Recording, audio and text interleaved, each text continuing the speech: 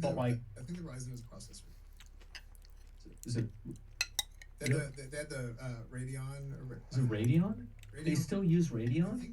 I thought they changed the name because I had a Radeon. They still, I think they kept the same name for their graphics card, but Ryzen, I'm pretty sure. Can we double check that before? Yeah, I'm actually not sure. I'm pretty sure Ryzen is the processor. I thought. Okay, well, either way. What's their graphics card called? So we can. Well, obviously edit this out. So it's Ryzen AMD Ryzen 7 9000 XT.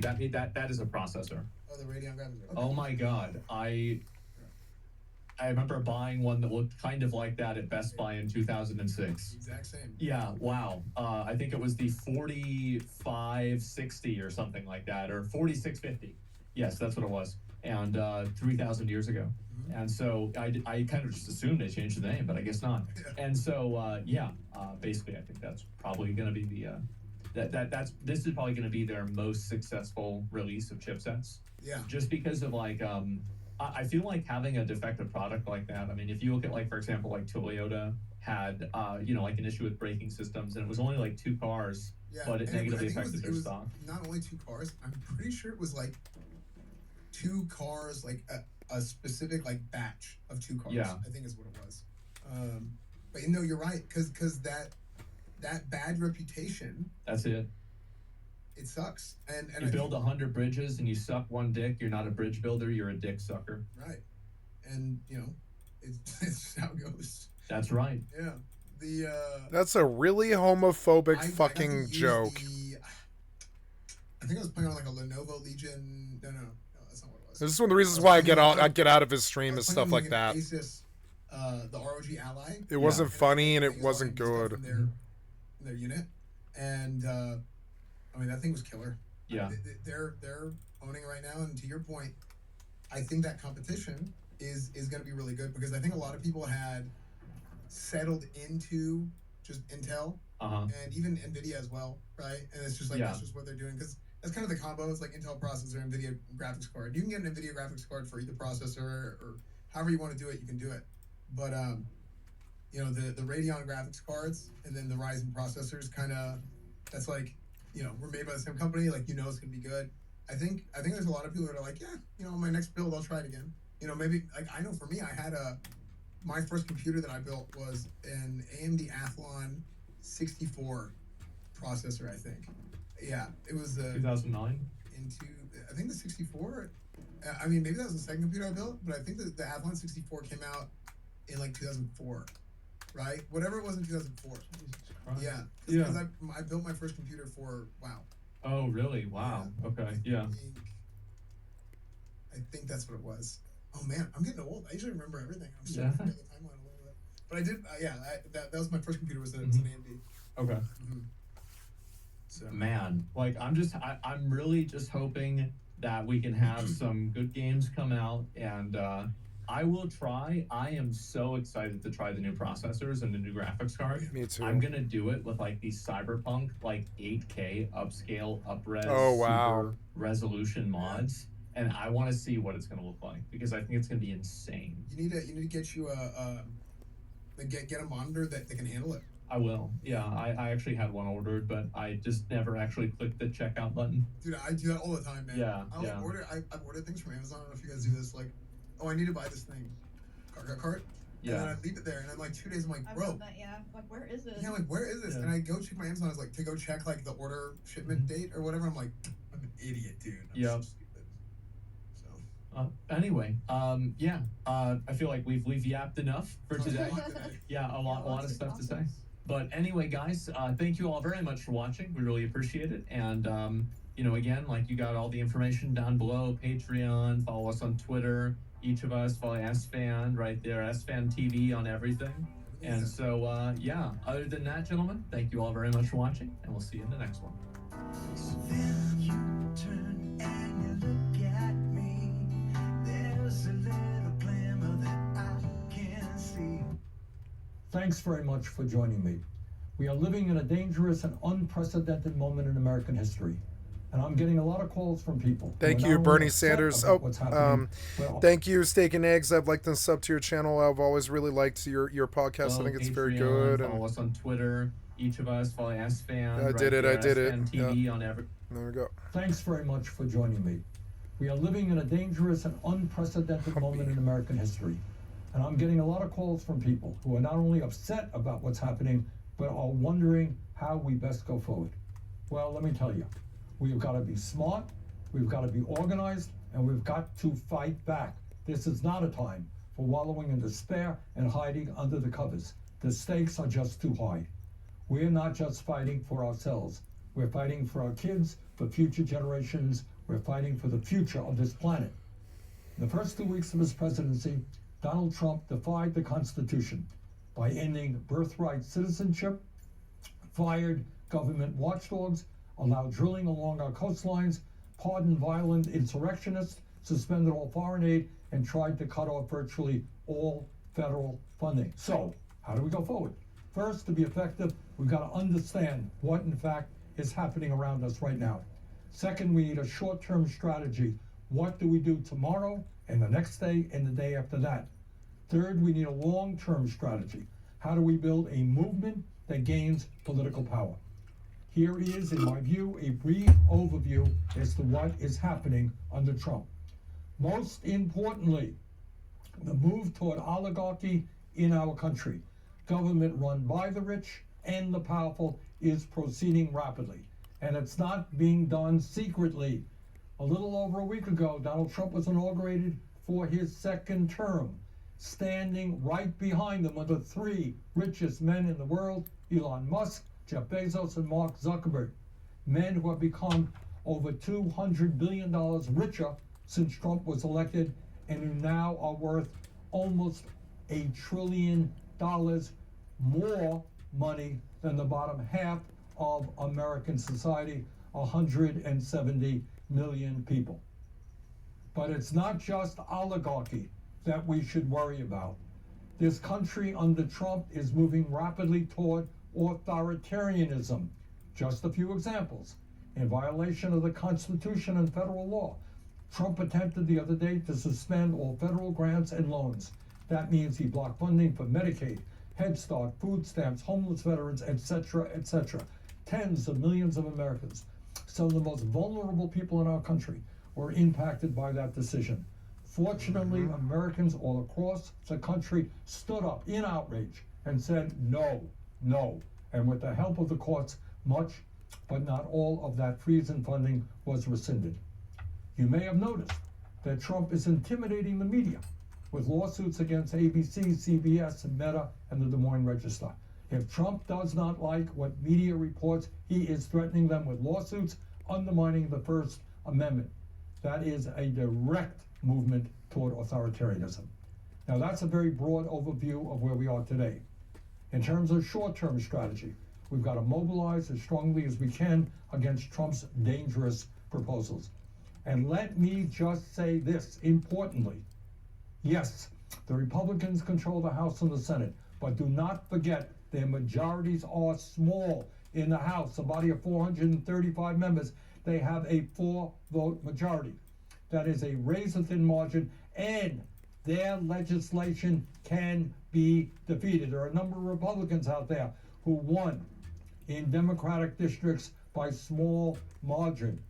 So let me tell you, these guys do respond to phone calls and emails. So if there's a piece of legislation you disagree with, get on the phone and call the Capitol switchboard at 202-224-2131. And what is some of that legislation that we should be concerned about? Republicans right now are working on what's called the Budget Reconciliation Bill, the most important element, which would be a massive tax break for the wealthy to be paid for by large cuts in Medicaid and other programs that working families and low-income people desperately need. At a time of unprecedented income and wealth inequality, when so many of our people are struggling to put food on the table, we must not savage programs for working families to provide huge tax breaks for billionaires. We must vigorously oppose Trump's efforts at mass deportation. Yes, we must strengthen our borders. Yes, we should deport people who have been convicted of serious crimes.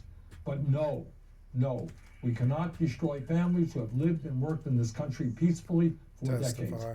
Not only is Trump's mass deportation program immoral, it will have a severely negative impact on our economy. As all of you know, we are seeing extreme weather disturbances and devastation in our country and all over the world related to climate change. Think about LA, think about North Carolina. We must vigorously oppose this absurd drill, baby, drill doctrine, which will only make an incredibly dangerous climate situation even worse. Way, way worse. And those are just a few of the issues that are coming down the pike. But we cannot just play defense. We've got to be on the offense. Please never forget that the agenda that we are fighting for is widely supported by working families all across this country, and we must continue to fight for that agenda. The American people do not want cuts to Medicaid and the privatization of Medicare. They understand that health care is a human right, not a privilege. We must continue the struggle for Medicare for all so that every American has the health care that he or she needs. That's not a radical idea. That's what Americans want. Federal minimum wage of $7.25 an hour is a starvation wage. We must raise that minimum wage to a living wage, at least $17 an hour. If you work 40 hours a week in America, you should not be living in poverty. All over this country, we have a major housing crisis, and it's not just 800,000 who are homeless. It is millions of working families who are spending 40, 50, 60% of their limited incomes on housing. Instead of spending almost $1 trillion a year on a wasteful and bloated Pentagon budget, we have got to build millions of units of low-income and affordable housing. And when we do that, we put large numbers of people to work at good-paying union jobs. I could go on, but let me conclude by saying this. The United States is the wealthiest nation in the history of the world. If we stand together and oppose right-wing efforts to divide us up by our race, by our religion, our sexual orientation, or where we were born, if we stand together, there is nothing that we cannot accomplish. Bottom line, let us go forward and fight for a government and an economy that works for all, not just a few. We simply do not have the luxury of moaning and groaning. We have got to stand up and fight back. We can do it. Let's go forward together. Thank you very much.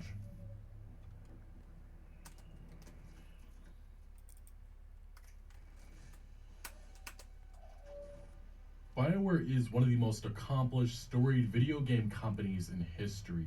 It cannot be understated their contributions to this industry, redefining the RPG genre. Games like Neverwinter Nights, Baldur's Gate in the 90s to the 2000s with Jade Empire, Star Wars KOTOR, and then their behemoths, the games that really put them on the map, from Dragon Age to Mass Effect. These Thank you, really Killa Legacy Killa HD. I've liked and subbed to your channel. And video games over the years. BioWare, there was a time in which they were at the top of the video game industry. Everybody was looking at them to see what they were going to be creating next that was going to redefine the industry, and everybody was just looking at what was going to be the new expectations. They were setting new standards. But those days they're just long behind us. A lot of the key BioWare talent that made those franchises, made those games, are long gone. And this studio has now been defined by constant chaos and constant under-delivering with their new games. They have not released a Game of the Year contender since 2014. And even then, Dragon Age Inquisition has been a little, I would say it's been a little bit up in the air in terms of reception with longtime fans. But the big thing about BioWare nowadays is that I think that a lot of fans just yearn for even those days. Because what we've seen with this studio since 2017 is, well, lots of stories like this. From Kotaku, BioWare Montreal scaled down, Mass Effect put on ice for now. That was the impact of Mass Effect Andromeda under-delivering in terms of both its reception and also its sales. And then obviously we move on to Anthem. This was BioWare Edmonton, the main studio. They were working on a looter shooter live service, and single-player developers dabbling into the live service circus show. It's been defined by a lot of chaos and a lot of failure. And this was really the beginning of a lot of that. We had obviously Fallout 76, Redfall, Wolfenstein. 76 was not in that list. Babylon's I mean, it was Fall, at launch, so on and yeah. so forth. Suicide Squad killed the Justice League last year. there's just very little success with any of these experiences. The only one that continues to this day, technically, is Fallout 76, but that took years, and I think it was really just the brand strength that allowed that to continue. But yeah, Anthem, ultimately, it did not meet EA's expectations. No, the game itself was They were gonna good. reboot the game, It's and still ultimately good. it got shut down. But the big thing, from Mass Effect Andromeda to Anthem, lots of development staff, lots of development talent were all heading for the doors, because a lot of people had enough of this company. They wanted to do their own thing, and you really can't blame them. The glory days are long behind them. And unfortunately with Dragon Age The Veilguard, I said this from its debut trailer, the one that was very controversial and got downvoted drastically by so many people within the gaming community just because of its Fortnite aesthetic and some very questionable character designs. This is a game that needed to not be controversial at all. And unfortunately, BioWare didn't get the message because it was just exactly that. We had headlines like this coming from Forbes at launch, which really defined a lot of the word of mouth that was going around with this game. And yes, word of mouth matters. It's a reason why, say, Baldur's Gate 3 ended up being such a behemoth, and why this game under-delivered. We'll get more into that as this video goes on, but Dragon Age The Veilguard's clumsy, preachy political messaging does more harm than good. And these are the clips that were going viral at launch. This is a misgendering that happens, yes, in a fantasy game like Dragon Age. This is some of the real-world politics that they brought to Veilguard, which, yes, is extremely off-putting to a lot in the gaming community and a lot of people that just want escapism from these type of games. Holding that snake's nose. She's still holding the ruby in her other hand. Maker's panties. I was so proud. Oh. Maker's Yeah, you panties? see, she didn't say they or them, she said she. Ah, shit. They're still holding it. Sorry. What are you doing? Pulling a barb. Oh. And yeah, Pola Barb, you've seen this clip probably 100 times. She does push-ups because she misgendered. It's just extremely cringe in the context of this Tash character was handled horribly.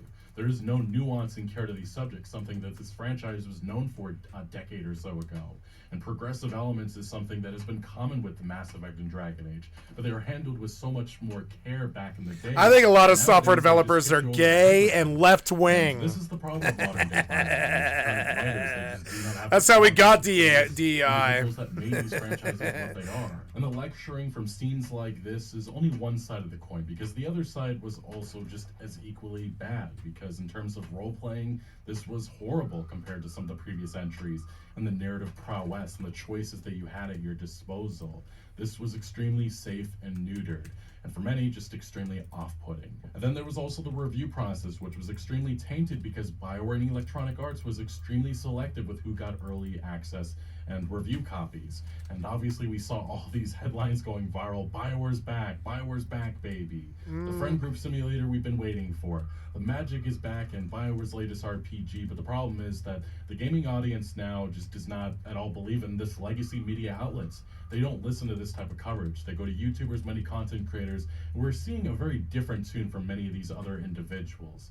And that's why ultimately the review score for Dragon Age The Veilguard has only gone down with time. It's now in the 70s, where I expected it to, and then the player rating, it's just, again, a massive difference in terms of critics and users here. But also, if you check on Metacritic, from those who actually even played the game, 33,000 reviews, and 70%, it's just all right. It's nothing, it's not the comeback that BioWare badly needed. And that's why we are here and why this game suffered so badly, because BioWare just does not understand their audience, and they don't care to understand them at all. And that's why I think we already had early indication of where this game was headed right at launch, and the fact that they said that, nope, we're done, we're not doing any DLC, the team's now just moving on to Mass Effect 5 immediately. Why? I don't want another Mass Effect. I didn't like the first three. Or is there 4 or 5? How many now? 5? Why? Like Baldur's Gate 3 blowing up the sales your charts. But I fucking also weird, personally terrible didn't expect stuff. it to do as badly as it has done. Again, we'll get into that as this video goes on. But Jason Schreier, very early on, he gloated on social media about the topping the charts, because on SteamDB the game topped at around 50 to 60,000. That's hardly impressive. But I think Jason Schreier and a lot of game critics thought that this game was going to be like Baldur's Gate 3, in which all the noise was going to be able to be tuned out, and this game was just going to go on to sell millions upon millions of copies, but that's not what at all has happened. Schreier, the writer formerly of Kotaku and now a Bloomberg saying go woke, go broer, top the charts. And then he also responded saying, I actually don't like the game very much, but I do like seeing you chuds get dunked on. And I guess he was saying chuds are getting dunked on by the game succeeding. But Chuds? What's a chud? Which, as somebody like Jason Schreier was tuned in, obviously he must have been hearing, this game's not actually doing very well. And that leads us to this. And yeah, if you put it right up against that Jason Schreier tweet, ooh boy. Yikes indeed. But yeah, EA blames underperformance of Dragon Age and EA FC 25 as it lowers its forecast. Now, how badly did this game do? It did a lot worse than I personally thought. Dragon Age the Veilguard missed the company's expectations by nearly 50%. That is horrific. This is a franchise that at some point, again, it had the most successful launch, the last game, Inquisition, in BioWare's history. And now in terms of sales and all that, the only thing we do know is that some unverified figures here from VG charts at the time said that the game managed to sell 1.1 million units worldwide in its first week.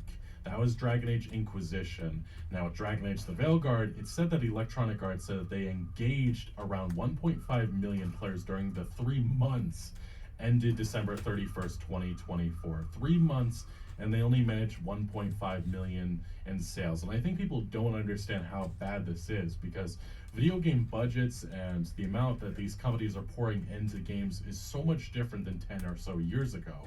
Because the budget realistically for Veilguard was probably around at least $250 million, while Inquisition was probably around $100 million. Video games are not worth ballooned. that. This You game guys was have in been development for stealing. 10+ years. It went through multiple reboots.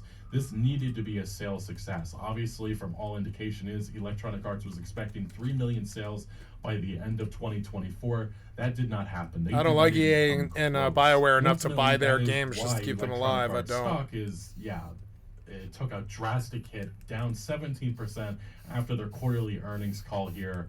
And this is as bad as it gets for BioWare, because all the pressure is now on them. And now there is indeed many questions about this company's future and whether or not they will exist past the next week or two, honestly. And this report also does go on to mention that EA now expects their net bookings of around 2.21 billion for its third quarter, and an updated range of 7 to 7.15 billion for the fiscal year, down from 7.5 to 7.8 billion. During quarter three, we continue to deliver high-quality games and experiences across our portfolio. However, Dragon Age and EA Sports FC 25 underperformed our net booking expectations. Now, to understand the 1.5 million players, it's also important to understand they didn't say 1.5 million sales. They said players. EA does have their subscription service. Yeah, so like they made $5 from their subs or whatever. Yeah, if you want to compare sales, which is way less than sales. Yeah. Veilguard, this is the history of the company. Dragon Age Inquisition. Is Veilguard on the doesn't Xbox show Game here, Pass? but it shows Origins, 3.2 million copies sold in 3 months.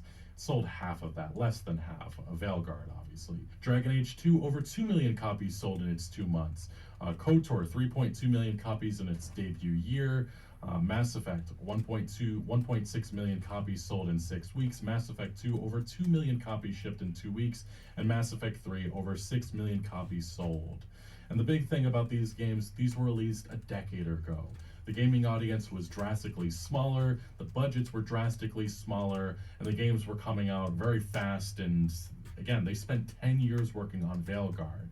And Inquisition, say what you will about it, I have my opinions about it obviously, but Inquisition sold over 12 million copies in its lifetime. Now, will many individuals flock out in the years to come to, buy Veilguard if it's say for $5 or $10? Maybe, but is it ever going to get close to the 12 million copies sold? I find it very, very unlikely. And yeah, I will be that guy to point out that Veilguard has sold thus far less than 10% of Inquisition's lifetime sales. And obviously many years to come, but the big thing that Inquisition had going over Veilguard is that it won tons of Game of the Year awards. It had decent word of mouth. In my opinion, Veilguard will never reach those heights of Inquisition in terms of sales, and it probably will be very far off from being profitable. This is a game that's going to lose money for Electronic Arts, which is just even more disastrous news for BioWare and their future. But this was Electronic Arts at launch. This is what their EA boss was saying. EA says BioWare has returned to its strengths with Dragon Age, predicts breakout potential thanks in part to limited competition. again, they did not have any competition. Assassin's Creed was supposed to be right up there with them, but they obviously delayed to February, which is now March. And then Android Wilson said, the CEO, speaking with investors in EA's quarterly earnings call, again, this is right before Veilguard's launch, on some of BioWare's troubled recent history, which has been defined in part of the failure of Anthem, a multiplayer game Wilson described as very, very different than something that would be known as a BioWare game. In the wake of Anthem, Wilson said a big shift happened that saw BioWare really returning to BioWare-type games, really returning to BioWare's strength, and that's just not true at all. The talent is something that's not being discussed at all by these individuals because they don't want to acknowledge that the individuals that made this franchise what they are long gone. But Android Wilson then continued saying, BioWare has rallied around what made BioWare a fan-favorite studio and a fan-favorite brand in the types of games they make. Incredibly rich worlds, incredibly nuanced characters, that's just not here at all. Really powerful and compelling stories with camaraderie and friendships and relationships and decisions that matter in the context of gameplay. I don't know how anybody that actually played Veilguard thinks that way, in my opinion. And I think it's been that return to what made BioWare great and giving the studio time to deliver against what made BioWare great in the context of the Dragon Age world is what amounts to Dragon Age the Veilguard. And here we are now with what can be defined as one of the big failures of 2024. And Electronic Arts obviously just does not understand the studio or what gamers actually want in terms of their entertainment and also the connection to Dragon Age. Because say what you will about Veilguard, and it's political, preachy nonsense, but it was a very bad Dragon Age game in terms of its storytelling, in terms of what it was trying to deliver, in terms of its role-playing elements. It was just very sad and pathetic, in my opinion, in many regards. And that's why it's not surprising to see that Corinne Boucher, she was the Veilguard director, she left BioWare and EA after 18 years. The chance to return Dragon Age to a proper quality single-player RPG was the privilege of a lifetime. BioWare still has a lot of work to do culturally, but I do believe they are on the right footing now. And yeah, I think they need a drastic cultural shift because there is a massive disconnect between the gaming audience and what they are delivering, and it's not working at all. And this is not just a BioWare problem, but it seems like an industry-wide problem. And say what you will, taking, credit and being happy about creating a proper quality single-player RPG, I just don't think that that's enough here in 2024, especially with a studio with their type of history. That's not good enough. And say what you will, but the original vision, the original, plans for Dragon Age 4 just sounded so much better than what we actually got. That was when it was under the supervision of Mike Laidlaw, but obviously over the years with all the chaos that was happening at BioWare, especially with Anthem, he left and that vision died. And we ultimately got the Veilguard, and it just, again, I have a video separately I did a couple of months ago talking about that original vision, and it's very sad that we'll never get to see that. But Corinne Boucher, the director of Veilguard, did say in a statement to Eurogamer, she explained she was presented with an opportunity I could not turn down. I don't believe that for a second. She can say whatever she wants, but I don't believe this. I think what happened is that behind the scenes, Electronic Arts probably indicated, yeah, we're probably not making another Dragon Age game again. Like, this is it for the franchise. There doesn't seem to be an interest. There's not a want for, future entries.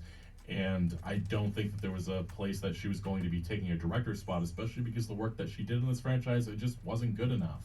And these are the consequences of that. But yeah, obviously she gets to say that, there's another opportunity she couldn't turn down, but there's nothing bigger than this, a multi-million-dollar project of a franchise that was beloved by so many, and ultimately she is responsible for bringing on the death of this franchise. And I would be surprised that we ever see a Dragon Age 5 unless, Mass Effect blows up and ends up being an absolute behemoth. But right now, it seems like Mass Effect 5, all the pressure is on that experience, and if it doesn't deliver, that's it. That's it for BioWare. But she did say in a statement, this was all leaked, I believe, by YouTuber Smash JT. He was the first on this. In her statement, Boucher stated her exit was voluntary. I just personally don't believe that. And that she left having achieved what I set out to do at BioWare. And that part of the statement is absolutely insane to me. I wanted to come in and help right the ship. At the heart of it, this is about my own fulfillment. And her comments reflect Veilguard's initial beginnings as a live service game made over several years, later converted into a single-player affair as BioWare reprioritized Dragon Age and Mass Effect after Anthem's collapse in 2021. She said, working on this game, it was hard-fought, as games with such tumultuous dev cycles rarely end up shipping, and even more rarely turn out great. We as a team did it. Again, most of the gaming audience does not define this as great. They don't even define this as good. And most of the gaming audience just didn't even bother to check it out. And This came at a time in which there was limited competition, there were no excuses. The game was just extremely off-putting, and that is something that BioWare Electronic Arts Management have to look at. They have to understand why there is such a disconnect with what gamers actually want versus what they're delivering. And I think those are some of the cultural conversations that they do not at all want to have happen. Again, toxic positivity is a very real problem in this gaming industry. She said, "We did it, and it was hard. It took a toll on me. BioWare still has a lot of work to do culturally, and I do believe they are on the right footing now. We'll see about that." And YouTuber Smash JT and Twitter influencer, former Blizzard executive Grums Mark Kern leaked this on social media, but this was her email to staff saying, "After so much contemplation, I've decided to pursue a new challenge and a new project, doing what I love most, making RPGs. It wasn't an easy decision, as I mean when I say I love BioWare, the Dragon Age team, and what we have accomplished together. My time with all of you has been the highlight of my career."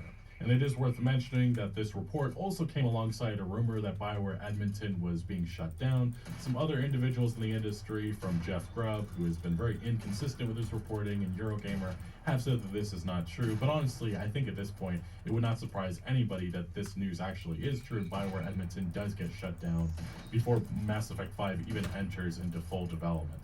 This is a studio that has been hit by constant chaos, constant failure the last decade. 3 games that under-deliver, and they invested millions upon millions into these projects. At some point, Electronic Arts is going to say enough is enough. But very much so, after the BioWare director left, there has been news that BioWare staff is being put around Electronic Arts. They are assisting on the Battlefield franchise, and apparently Mark Dara, one of the former executive producers at this company, said that BioWare staff will help with other EA projects until Mass Effect development will need them, and that makes sense because, again, they're not working on multiple entries. It is one game. Mass Effect 5 is the only focus, and if that fails, that's probably it. It was also said that some other writers have also been, they're being moved around. Some of the individuals that worked on Dragon Age are now working on supposedly the Iron Man game. And again, based on some of that writer work that we saw within the Veilguard, I'm extremely worried about any of their contributions to any of these other EA franchises. That is skepticism that will follow them, in my opinion. And those are the consequences when you put out a game that has just such a controversial reception and such a divisive reception. But it is worth mentioning that some of the reporting over the time, again, it just looks extremely real. Toxic echoes and unmet expectations. BioWare whistleblowers detailed Veilguard's collapse. Update, another BioWare insider confirmed that the 3 million copies sold figure was actually BioWare's internal projections for sales over the title's lifetime. And based on what we heard from Electronic Arts, the fact that they expected 3 million sales does seem like some of this reporting seemed to be pretty accurate. And yeah, they have not sold 3 million copies, and they're very far from that. And again, the copies that are sold in the future, they're not going to be sold for $70. It's going to be a fraction of that. So the amount of money that they actually make in the future, it's probably going to be a lot less, and that's just even more bad news for BioWare and this Dragon Age game that they spent 10 years working on. But further report, and this was from November, BioWare claims Dragon Age: The Veilguard sales have reached 1 million copies as company hunts down whistleblowers. And I understand some of the disagreements with some of the individuals that have leaked this information, but it does feel like these rumors are accurate based on what we're hearing officially now from Electronic Arts. This was November, just a couple of weeks after launch. And this report from That Park Place says, according to their sources, BioWare is furious at the leaks and have launched an internal investigation to weed out whistleblowers. Dragon Age: The Veilguard has failed to recover its costs, Mark Kern said on X. It has failed, and no, holiday sales won't save it. BioWare is so angry that Dragon Age: The Veilguard sales numbers have leaked that they're launching an internal investigation to find the leakers. And that makes sense. A lot of companies go through this. And then Smash JT, another YouTuber. Again, you don't have to agree with these individuals to understand that their sources were pretty much on the money with a lot of this.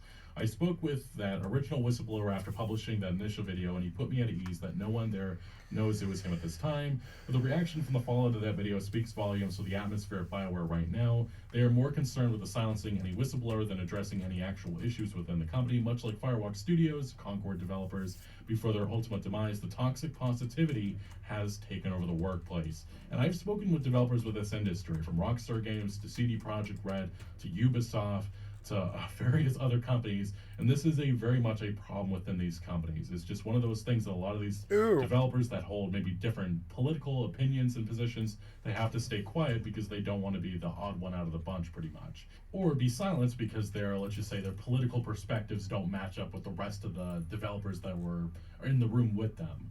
And this is a very progressive industry, so it kind of makes sense that this is a problem. That part Place goes on to mention it was originally reported by both Smash JT and YouTuber commentator Endymion that the game had sold only 500,000 copies with more than 30,000 refunds issued. However, BioWare is internally disputing those numbers, claiming in a memo sent out to its team that they crossed the 1 million copy threshold. I've just been informed by my sources at BioWare that they've been updated over the weekend, and Dragon Age Veilguard has now crossed over 1 million sales. They didn't publish this stuff publicly. Very interesting, BioWare. While I personally still have my doubts to this number based on the surrounding circumstances, I want to pass along this info in the full interest of full disclosure to all. I'd imagine BioWare will be making a marketing push at some point soon with this info, and they did not. It goes on to mention that even with this figure is true, after a 9-year development cycle and costs swelling to reportedly exceeding $200 million, it's estimated that the game will have to sell up to 5 million copies to break even.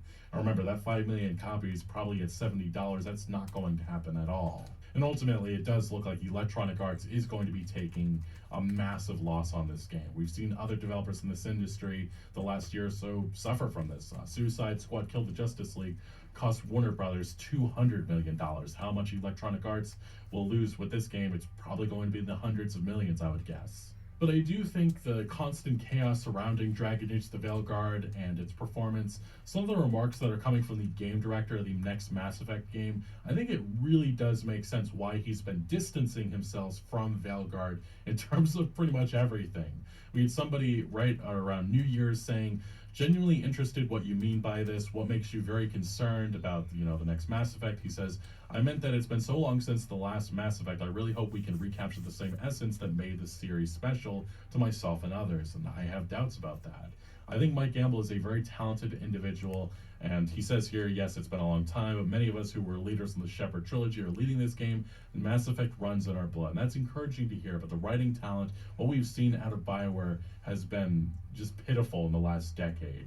Mass Effect Andromeda, its writing was a mess in my opinion, Anthem was a joke, and Dragon Age the Veilguard, it was really hard to get through that experience.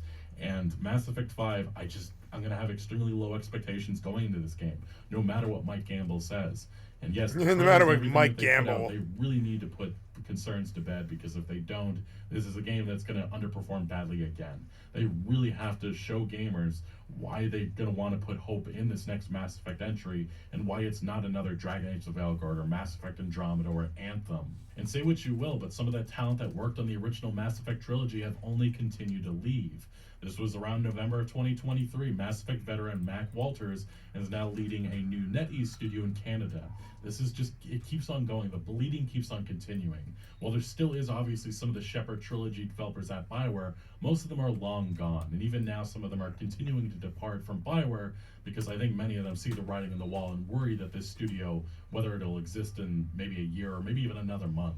But yeah, some of the stuff that we have heard in regards to Mass Effect 5 is encouraging, and yes, distancing themselves from Veilguard. Mass Effect boss Mike Gamble says, wait and see if a major feature will return. He's talking about the morality system, and that'd be really cool to see, and I hope it does return. Also, in regards to some of the rumors that BioWare Edmonton was being shut down, he tweeted out, I love Mass Effect amidst those rumors, so I think that was his indication that no, they're safe, they are continuing. But again, the pressure is on, and I think everybody within this industry, no matter your opinions about whatever, I think all of us understand that if this game fails, that's probably it for BioWare completely. Electronic Arts is going to shut them down. But yes, Mike Gamble, even right around the time that Veilguard launched, he said that Mass Effect 5 won't have stylized Dragon Age graphics, which was controversial, but it will have mature tones. One thing that Mass Effect fans can expect to see kept intact is the realistic art direction of that series, as opposed to the stylized visual approach of the new Dragon Age game, which, again, just another aspect of the game which was extremely off-putting to a lot of gamers and a lot of fans of the franchise. Mass Effect is photorealistic and will be as long as I'm running it, said Gamble. In terms of mood and tone, Gamble added that Mass Effect will maintain the mature tone of the original trilogy of games, with some room for its serious characters to be put into humorous situations, which doesn't sound too different than what we've seen with, the Mass Effect trilogy. So we'll see what happens with that. Again, it all comes down to the writing talent, and again, there's just a lot of skepticism with that right now. And Gamble furthermore did go on Twitter saying, lots of people asking me about Mass Effect now that Valguard reviews are out. Both are from the same studio, but Mass Effect is Mass Effect. How you bring a sci-fi RPG to life is different than other genres or IPs, and have to have different kinds of love. So again, all of this is encouraging, but we got to see some gameplay. We got to see some trailers. BioWare just has to deliver, and they have to understand that their gaming audience feels like there is a massive disconnect from them and what gamers actually want, and they're not getting it from BioWare, and they haven't in over a decade now. And while modern day BioWare doesn't have direct competition per se, they do have many other AAA studios doing laps around them. From CD Projekt Red to Larian Studios, those are the studios. Those companies are not running RPG genre. BioWare and circles Bethesda, around them. Those are just some notable studios that Has are living CDPR long in done the that past. well? And even right now, we have a game like Exodus on the way from former BioWare talent. Some of the key figures on the Mass Effect trilogy. Drew Karpyshyn, who was the lead writer, I believe, on Mass Effect and Mass Effect 2. He's been working on Exodus alongside James Olin, who was one of the key lead designers on Mass Effect and Dragon Age. And yeah, this is what they've been working on. They got Matthew McConaughey on board. They had a recent gameplay presentation. And while it's not direct competition per se, it definitely is a spiritual successor in many regards to the Mass Effect franchise, and something that has gotten the attention of a lot of gamers. And definitely Exodus has a chance to make its own mark in this video game industry, and maybe even move Mass Effect right out of the attention span of a lot of gamers, and that should scare BioWare and Electronic Arts badly. But anyway, what do you make of modern day BioWare? Do you think they're going to exist, past Mass Effect 5? Let me know your thoughts down in the comment section below. But thank you for watching. Make sure to leave a like if you did enjoy this video, or if you found any informative value. Consider subscribing for more videos like this, and I'll see you later. I mean, he is good. We'll go back to the main page now. Did I watch the PDF today?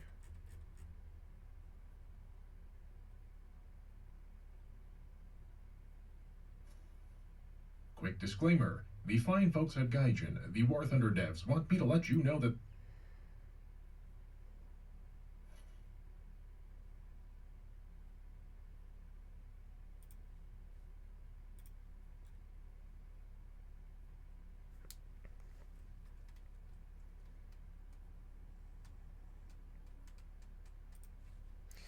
Thank you, Varsark. I've liked and subbed your channel.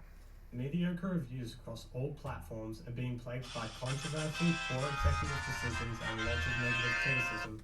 Ark Survival Ascended was essentially doomed from the start. Players citing issues such as bad game performance, bugs, glitches, and the increasing implementation of microtransactions and pay-to-win features to the game. Ark Ascended is shaping up to be one of the worst received remasters in recent years. A game that was supposed to be a huge overhaul of Ark Survival Evolved into the polished, more elaborate engine of UE5, as well as adding tons of new quality of life features and new content, ended up being a quick cash grab for the publishers at Snail Games amidst financial issues in the company and the threat of going bankrupt. And with Survival Evolved outperforming Ascended at every metric, from all-time peak to daily peak, player counts dropping to the lowest they've ever been, and a massive split in the community, it seems that the final Hail Mary of this franchise, in order to keep it afloat, may be the cause of its eventual downfall. So in this video, I want to construct a timeline of events, as well as detailing specific circumstances and reasons as to why I believe Ark Survival Ascended didn't live up to what it could have been, and how Snail Games inevitably doomed Ark.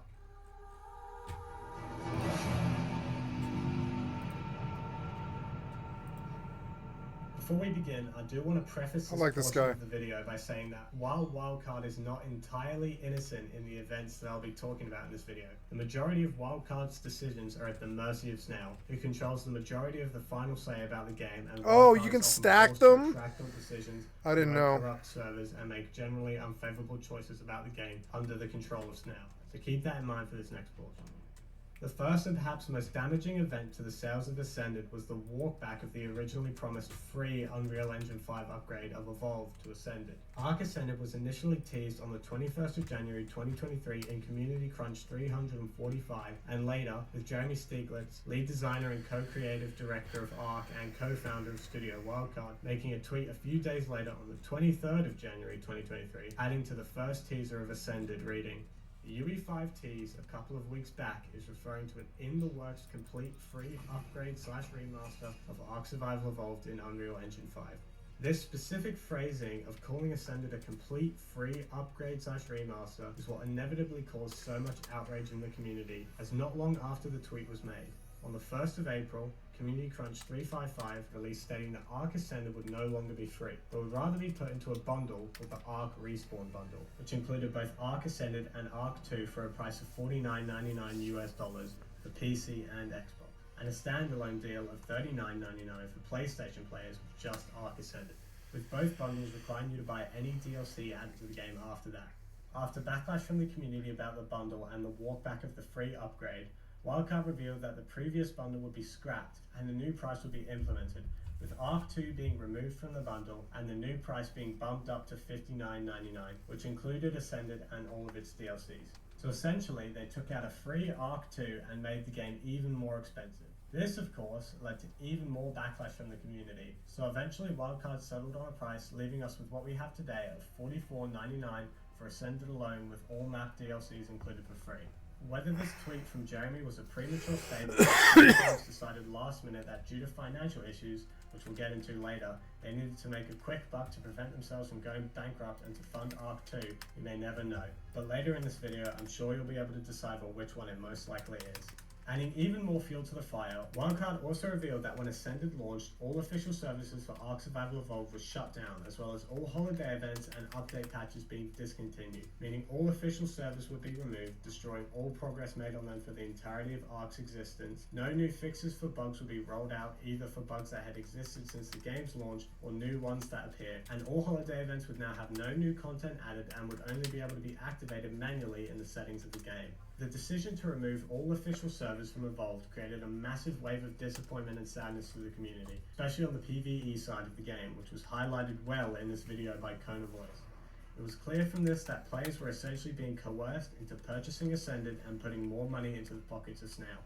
As you can imagine, this backpedaling from a promised free upgrade to a paid bundle and the inevitable removal of official servers was outrage in the community, with the internet going up in flames for a time after this, with multiple articles, videos, and discussions arising in the community about just how disappointing and how much of a backstab this was, making the loyal fans of your franchise pay the price of a full game, even if they had previously owned it for a remaster, and not even giving players a chance to continue using the official servers of the original game is simply unreal. Yeah. For myself and others, this, as well as the next controversy we're going to talk about, were the nail in the coffin to not purchase Ark Ascended.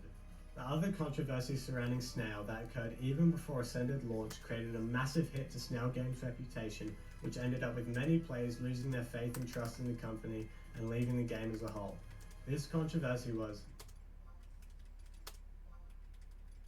the banning of the Now, if you're island familiar boss. with the PvP side of Ark, or were keeping up with the story at the time, as large creators on YouTube such as Moist Critical and Asmongold were covering this, you'll know what happened. But for context, when Survival Evolved had official servers, the majority of these servers were run by the developers of the game, Studio Wildcard, which is its own separate entity from Snail Games. However, there was a single server cluster known as Conquest, a special official server type consisting of 36 servers that had 2x rates and focused on big tribes and battles, with a tribe limit of 25 players, which most importantly was enforced by the publishers of Ark, Snail Games. And it was on this Conquest server cluster where Snail Games employees played in a tribe under the name of T, which were regularly known for aimbotting, spoofing owners of enemy tribes, and crashing servers, and had been doing so for years. On this particular day, T tribe abused their power at Snail Games. Wait, I want to hear what he just said again, and let's put it on the big screen again. Which most importantly was enforced by the publishers of Ark, Snail Games, and it was on this Conquest server cluster where Snail Games employees played in a tribe under the name of T. It was on this Conquest server cluster where Snail Games employees played in a tribe under the name of T, which were regularly known for aimbotting, spoofing owners of enemy tribes, and crashing servers, and had been doing so for years. On this particular day, T-Tribe abused their power at Snail Games by globally banning 93 players from the Conquest cluster, including ARC YouTubers such as Xfebo, Shockist, and Stupid Otters, which all have videos of their own that I do recommend you go and check out if you want their perspectives on the situation. But the story of events leading up to the ban and the aftermath are as follows. With all of this occurring on the 8th of May 2023, 13 days after the Conquest server wipe, we attacked a greenhouse of theirs in which we encountered some pretty bizarre quote-unquote... Why do the graphics look so bad? It seemed that every time we gained the advantage on T, the server would drop and roll back. Every time the servers came up, the teams previously killed by us were alive and well. This repeated about 10 times before we made the group decision to back away and not kill anything. And sure enough, the moment we left, the server was stable again. After backing off, one of the tribe's members was banned for using a fabricated sniper rifle. I can't believe this. I had no idea. Of using aimbot, which has since been proven to be false from a POV released by the player accused and posted onto Shockist's channel. And after which, his appeal for the ban was ignored, as Snail Games, enforcing the server, also controlled the appeal process, which, as you can imagine, given their behaviour so far and what we'll see in the future, we're not going to unban this player after knowingly falsely banning him.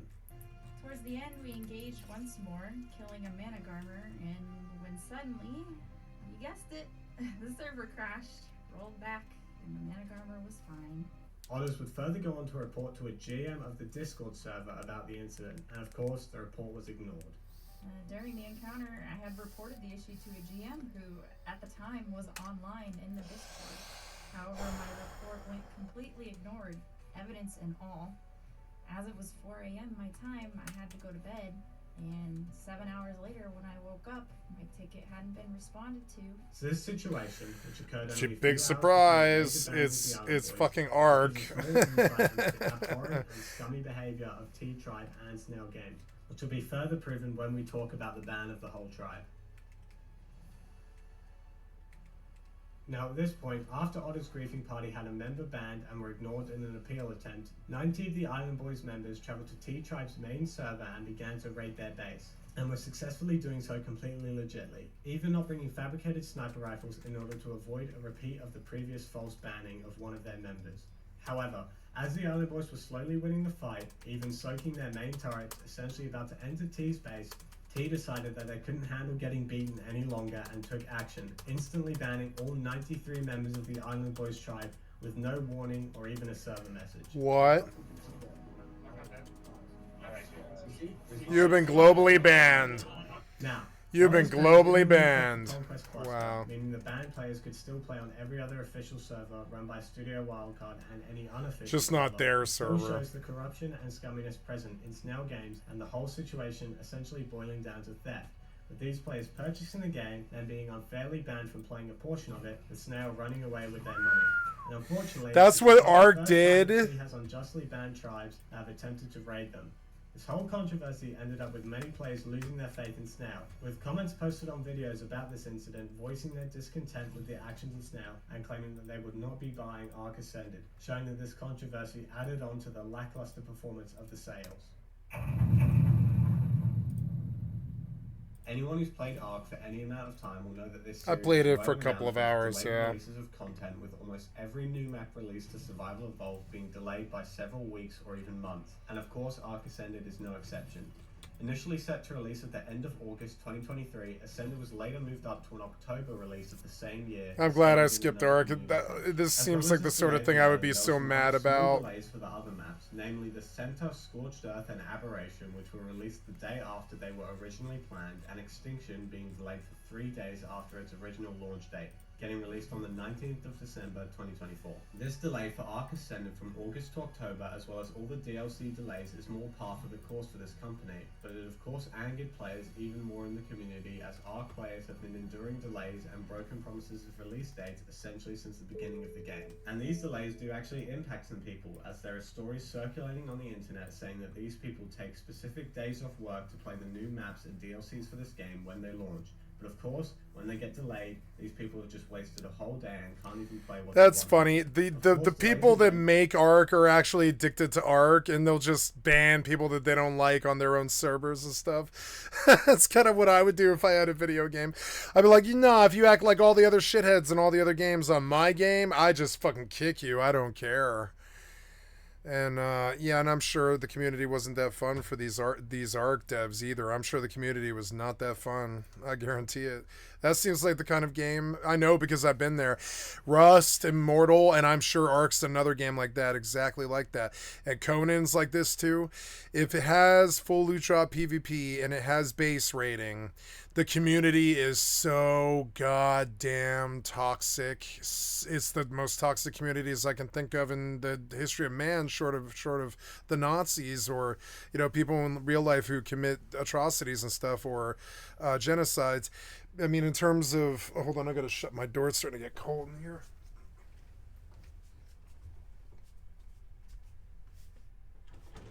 I'm gonna turn these lights off now. It's getting late, getting towards the end. There we go. And I have some sympathy to the devs because I know I just dealt with one. You saw one tonight. Came to my base, hung there. He wasn't toxic about it, so I'm not going to be toxic to him. But but he hung there. He hung out there for like half an hour and just fucking shot me in my own base. And if you think, and I'm sure that's funny to these people, but but that's the sort of community that the poor tribe devs Ark devs have to deal with, and I do have some sympathy for them. I think the devs are the people who are constrained by their jobs to actually deal with this in some sense of professionality. And I think they probably did, except it's their server. If they don't like you, they can kick you. They own that server. That's how servers have been. If they don't like you, they can kick you. I mean, that's how servers are. If they're admin, they can do it. They can kick you without a reason. They're server admins. Common, but the sheer amount of delays from this company, with 14 out of the 17 maps they made so many versions of fucking Ark. Why not just make one? If Rust had made Rust Ascended and Rust Unchained and Rust Evolved and Rust blah blah and all that other shit, I would have been like, nah, that's a garbage ass game. Fuck that shit. Rust has like 5 pieces of DLC that are all really awesome. That don't have that. I mean, there is some pay to win aspects to it, but not in terms of rating. No, not there's no rate. I mean, yeah, there's an Arctic suit in there that helps you live in snow a lot easier, that I suppose sort of is pay to win. There is a little bit of pay to win to the Rust DLC, but they needed to stay alive because they don't have a lot of income. They sell Rust and then they don't ever charge you again. They're one of the best companies in terms of what they actually supply you for the money. If you can get Rust for like $20 on a sale or something like that, is some of the best $20 you'll ever fucking spend. Because it's just,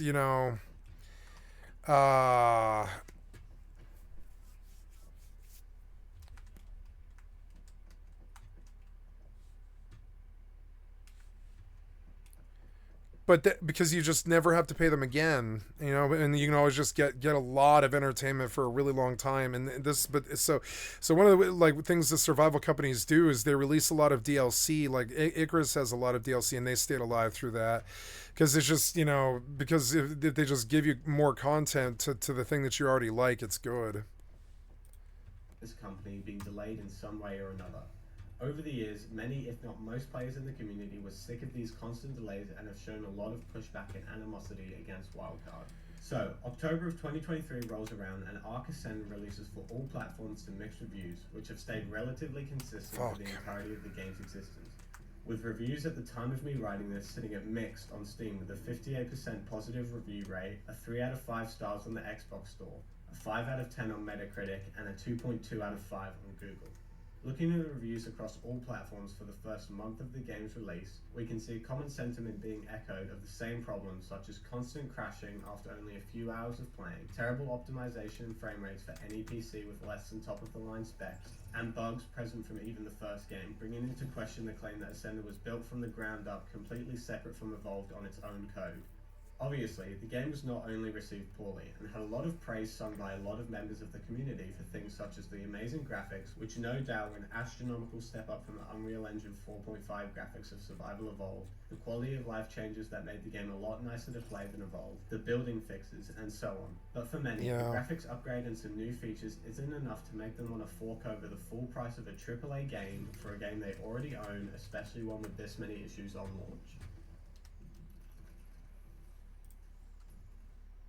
Stepping away from the timeline a bit, I want to take a look at the financial aspect of Snail Games before the release of Survival Ascended and the problems that Snail Games created for themselves as a result of their poor management of funds and where those funds potentially went. On the 14th of August 2023, Snail Games filed their quarterly report to the SEC revealing their declining financial state, with Snail Games reportedly being $9 million in debt with two outstanding loans of $6 million and $2.9 million due in December 2023 and January 2024 respectively. In addition to this, Marbis, more commonly known as Nitrado, agreed to loan the company an additional amount of $4,046,932, which is divided into two payments of an original $1,046,932 for the leasing of official servers for Survival Evolved and an additional $3 million for supposedly short-term funding for the completion of Survival Ascended as seen in the preamble and funding subsections of the report. With this loan from Nitrado to Snail Games, two repayment plans were issued stating, if Ark Survival Evolved is officially launched and released globally on the personal computer platform no later than on 31st of October 2023, Snail Games USA shall pay to Marbis an amount equal to 20% of the monthly gross revenue received by Snail Games USA and or any of its affiliates solely pertaining to Ark Survival Evolved up to the repayment amount until the repayment amount has been paid in full. This simplified essentially states that if Survival Ascended is released before the 31st of October 2023 for PC, Snail Games USA will have to pay 20% of all earnings made from Survival Ascended, including purchases of the base game and any DLC per month until the previously mentioned $4.05 million loan is paid in full. The other payment plan issued in this agreement is as follows. If Ark Survival Ascended has not been officially launched and released globally on the personal computer platform by 31st of October 2023, Snail Games USA shall pay to Marbis an amount equal to 20% of the monthly gross revenue received by Snail Games USA and or any of its affiliates solely pertaining to Ark Survival Evolved and the games up to the repayment amount until the repayment amount has been paid in full. This statement is essentially the same as the previous, however this one states that if Survival Ascended has not been released by October 31st, 2023 for PC, Snail Games will have to pay 20% of all monthly revenue from Survival Evolved, Survival Ascended upon release, Ark 2 upon release, and all DLC surrounding the franchise until the loan is paid off. So as you can see, by this time, Snail Games essentially had their balls in a vice, as if they failed to release Survival Ascended by the 31st of October 2023, not only would they lose 20% of their earnings from Survival Ascended, but also from Survival Evolved, Ark 2, and all the game's DLC that had been released by that point and that would be released later on. Back when this information was first coming out, people were speculating on whether the game would be rushed or even finished by the time the game was released, as most could already tell that Snail was not going to release Ascended after the 31st of October. Now in present day, of course we know the answer to this, with Ark Survival Ascended being released on the 26th of October 2023 to PC in early access. Yes, Ark Ascended early access. Early access, which is just completely absurd and unheard of. But it was obvious it was released in this state so that the developers had an excuse for the game being riddled with the aforementioned bugs, constant crashes, and bad performance that we talked about in the initial release section of this video. So as we now know, Survival Ascended was a rushed release plagued with issues just so Snail could get some funds to save their dying company and, as we'll see in a moment, funds for the development of Ark 2. But apart from releasing an incomplete remaster in early access, which is unheard of in its own right, what other remedies did ASA introduce to make some extra cash to prevent Snail from going bankrupt? Well, pay-to-win dinos, paid structures, weapons, vehicles, and cosmetics all wrapped up into two bundles, one being called Fantastic Tames, priced at just below $5 each, and Bob's Tall Tales costing $30, and adding premium mods to the game. The Fantastic Tames addition to the game were, and still are, a bad sign of what's to come for the future of Ascended. Initially released with the Pyro main, and now most recently with the Dreadmare, These creatures and how they've been implemented show serious problems with the management of this game.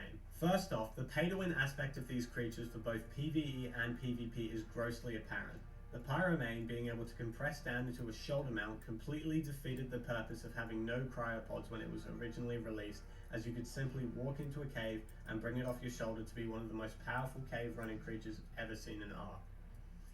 And in PvP, could turn into a shoulder-mounted flamethrower, meaning if you were facing an opponent in PvP who didn't have the Pyromane, which we'll get into later, you would have a huge advantage, but only if you cough up more money to wildcard. The Dreadmare, additionally, has the abilities to prevent enemies from healing, removing enemy buffs, and creating a shield that scares away opponents that come near it. These creatures are without a doubt pay to win, which is reflected in the Steam reviews, with Pyromane receiving a mostly negative review on Steam and the Dreadmare receiving a mixed review. Pyromane. Now they came up with even more stuff. Which gives the green light to keep just do adding the more same content game. in the You're future, stupid. and potentially even increasing the prices for bigger and better dinos. One of the worst executive decisions made about these creatures is how they still spawn on your maps even if you don't own the DLC, meaning they will clog up your dino spawns and you can't even interact with or tame them. This is an absolutely horrible decision made by the developers. Like seriously, what the fuck were they thinking? Thankfully now there are mods that can cull them from creature spawns, but even that is unnecessary. Why should your player base have to download a mod to remove creatures that they can't even interact with anyway without giving you money? And as they add more and more of these fantastic tames, the worse and worse this will get, with more and more creature spawns being taken up by untamable creatures. In addition to the Fantastic Tames expansion, the Bob's Tall Tales expansion is a paid addition to the game that brings in some new content including exclusive creatures, vehicles, buildings, cosmetics, workstations, weapons, and tools. However, some in the community have spoken out about the pricing of this expansion, as well as the divide it creates between players who own it and players who do not. Now, a case can be made that because the DLC story maps are free on Ascended, that the higher pricing of the other expansions is justified, which is fair. However, some have made the argument that for the amount you're paying, you would expect to get more out of this expansion. For example, when Ark Scorched Earth released to Evolved, it brought with it 12 new creatures with 5 variations, 1 boss, a whole new map with a new weather system unique to it, a new building type, 6 new structures, a new armor set, 5 new weapons and tools with some new ammo types, new resources, an armor cosmetic set as well as several weapon cosmetics and a saddle cosmetics for the price of $20. Bob's Tall Tales, on the other hand, across 3 maps being Scorched Earth, Aberration and Extinction, priced at $10 per map. Seeing so far you can't buy each map's Tall Tales expansion individually and you have to purchase all 3 for $30. This is what all 3 maps offer. 4 tameable creatures, 4 vehicles with 3 variations for the Extinction Battle Rig. She won't swing. Swing. 34 structures, What? including decorative structures, and 21 cosmetics ranging from armor to saddle to structure cosmetics, and including cosmetic sets, all of which sell for the price of $30. As well as the pricing, another issue that should have attention brought to it is the divide this causes, and once again the pay-to-win aspect of some of these items. For example, the Sir 5RM8 is a robot companion that can automate tasks including harvesting resources and repairing structures. A stopwatch, a literal teleportation device that teleports your character back to a designated marker you place down in a certain radius. Mark and recall. A clock that speeds up crafting for nearby structures. The Steam Forge, which smelts metal almost 4 times quicker than the Industrial Forge and gives you more metal ingots for raw metal. And the Tesla Coil, which is a defensive structure that electrifies enemy players in tames. And that's just for the Aberration version alone. But back to the divide this causes with the player base. If you're in a tribe with Where is he? I don't see anything. I don't see this mob. What? Where is he? I don't see this mob. He's like under the ground or something. But if people can play on servers together, whether they have Bob's Tall Tales or Fantastic Tames or not, how is that fair to the people who don't own it, who get a massive disadvantage in some aspects of the game? And the whole expansion is essentially a massive advertisement saying, look at all this cool stuff you could have for yourself, but only if you give us some more money, and if you don't, well, sucks to be you. Now, would I say the Bob's Tall Tales add-on is bad? No. I think it's a great way for people who may have already experienced these maps in their entirety before to have some fun new experiences, as well as bringing new content to the game, which is of course healthy for its continuation. However, the pricing of this add-on and the pay-to-win aspect still brings forth concern, as it shows that Snail is okay with charging higher prices for arguably less content and implementing pay-to-win items into the game, which is never good. The final major monetization aspect to this game, while not being as damaging as Bob's Tall Tales and Fantastic Tames, still is an issue. Premium mods on Ark Ascended can range from $2 to $5 and, from my research, have a 50-50 split in revenue between the mod creator and between Wildcard and CurseForge, each getting 25% of the revenue. The premium mods are something of a double-edged sword, as allowing revenue made from mods to go back to the creators allows for more agency from the developers to create better, more detailed mods and allows their work to be supported. However, it seems pretty apparent that the premium mods were added more so that Snail, who does get a cut of Wildcard's revenue, could cover their financial issues rather than to support the developers behind these mods. Otherwise, the revenue share would not be 50-50 and would more look something like 80-20 or a 90-10 split if their sole intention was to just support these mod developers. Many in the community have pushed back against these, however, as little to no other game that supports mods has ever done something like this. There was an attempt by Bethesda and some other game studios to add paid mods into their games some years ago. However, the player bases of these games pushed back hard against these and eventually they weren't implemented. Many in the Ark player base have also voiced their discontent with these premium mods, citing reasons such as Snail attempting to monetize most new things that they introduce into the game, and with some people stating that mod developers should not be inherently paid for their time, as making mods is a hobby rather than a job. Of course, most of these monetization methods may not have needed to happen if Snail did not initially go into debt. So how did that happen? How much money did Snail make off of Ark and where did those savings go? Well, here's what Lieutenant Buzz Lightyear found. According to this LinkedIn profile for Doug Kennedy, CEO and co-founder of Studio Wildcard, Ark Survival Evolved has grossed over $1.3 billion since it released in 2015. So Ark Survival Evolved has made $1.3 billion in revenue from its early access release in 2015 to 2023 when Lieutenant Buzz Lightyear released his video, with potentially more earnings coming out after that, which really begs the question of where the money went. Well, thanks to some digging by Nooblets, we know that some of the money, most likely, allegedly, went into the electric vehicle startup known as IndieEV. So I googled IndieEV, Shi. He's the CEO of Snail Games USA. And holy shit, he's the founder of IndieEV. I thought, okay, maybe Shi-Hi is a commonly used Chinese name, and it might be somebody else. But if you scroll down to this article on The Verge, nope, it's him, the founder of Snail Games. Wow. I bet that cost quite a few hundreds of millions. The whole of this video is quite damning and exposes a lot of damaging things about Shi-Hi, the founder of Snail Games and IndieEV itself. So I've linked the video in the description because it's definitely worth the watch. However, I'll do a short rundown of the important points. We'll watch that one too. Founded 2 years after Ark release. I knew Ark set off so many warning signs to me when I looked into it. I was like, no. And since that time, IndieEV has filed for bankruptcy after racking up $26 million in debt. It's pretty funny how everything that Shi-Hi touches manages to go to shit. When asked what has been funding IndieEV during its lifetime, IndieEV's head of operations, John Kennedy, declined to provide any details. And finally, Shi-Hi has been sued 3 times over claims of racism, poor treatment of employees, and wrongful termination and wage theft. So while it's not confirmed that funds from Ark went into IndieEV, indicators such as Shi-Hi being the founder of both companies, denial of where the funds came from, IndieEV going into debt, which is a common pattern when it comes to things Shi-Hi owns, and a missing $1.3 billion, which definitely is not how much it costs to develop a game, so the funds must have gone somewhere. So to recap this part of the video, potential reallocation of revenue made from Ark to fund a separate vehicle startup company that filed for bankruptcy 6 years after its creation has caused Ark Ascended to practice content paywalls, and in an attempt to incentivize people to purchase these add-ons, made them pay to win and advertise them by implementing them into unofficial and single player, and making them unable to be interacted with, locking people out of unofficial servers without paying a fee for the premium mods, as well as going back on the claim of the free anything for that dime, anything. A sense of betrayal in the Ark community. Yeah, fuck them. Feeling that they had been lied to and taken advantage yeah, these devs, I don't like them, most of them. Practices. They want to be admins that control the game for a reason, usually.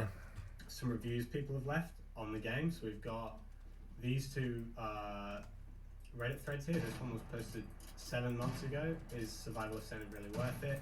And then we have another one here from 3 months ago. Both of these have pretty varying opinions. So this one from 7 months ago is mainly positive opinions, and this one is mixed more leaning towards negative. And then we've got some Steam and some Xbox reviews to go to as well, to go through as well. And you know, the players ultimately are the consumers, and they dictate whether they think the game is good or not. So I just want to go through and see the community's opinions on the game. What was this? He full one-shot me. Really the fuck was that, This man? top comment and most of the top ones, because I want to go through and look at ones that actually are detailed. So here we go, first one. The Xbox, this person says, Fire Ice 1 through 4. Xbox, absolutely. In my recent experience, single player has been functioning almost perfectly, and this is definitely a good point to bring up. ASA is definitely built more for single player and PvE.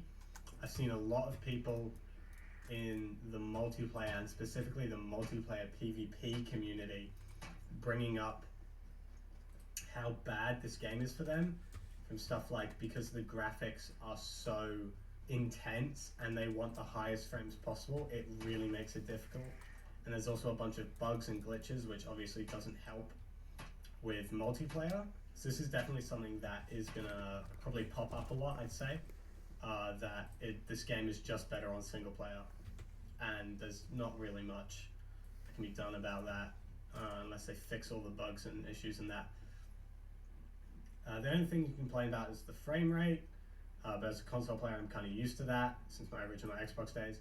The frame rate is bad.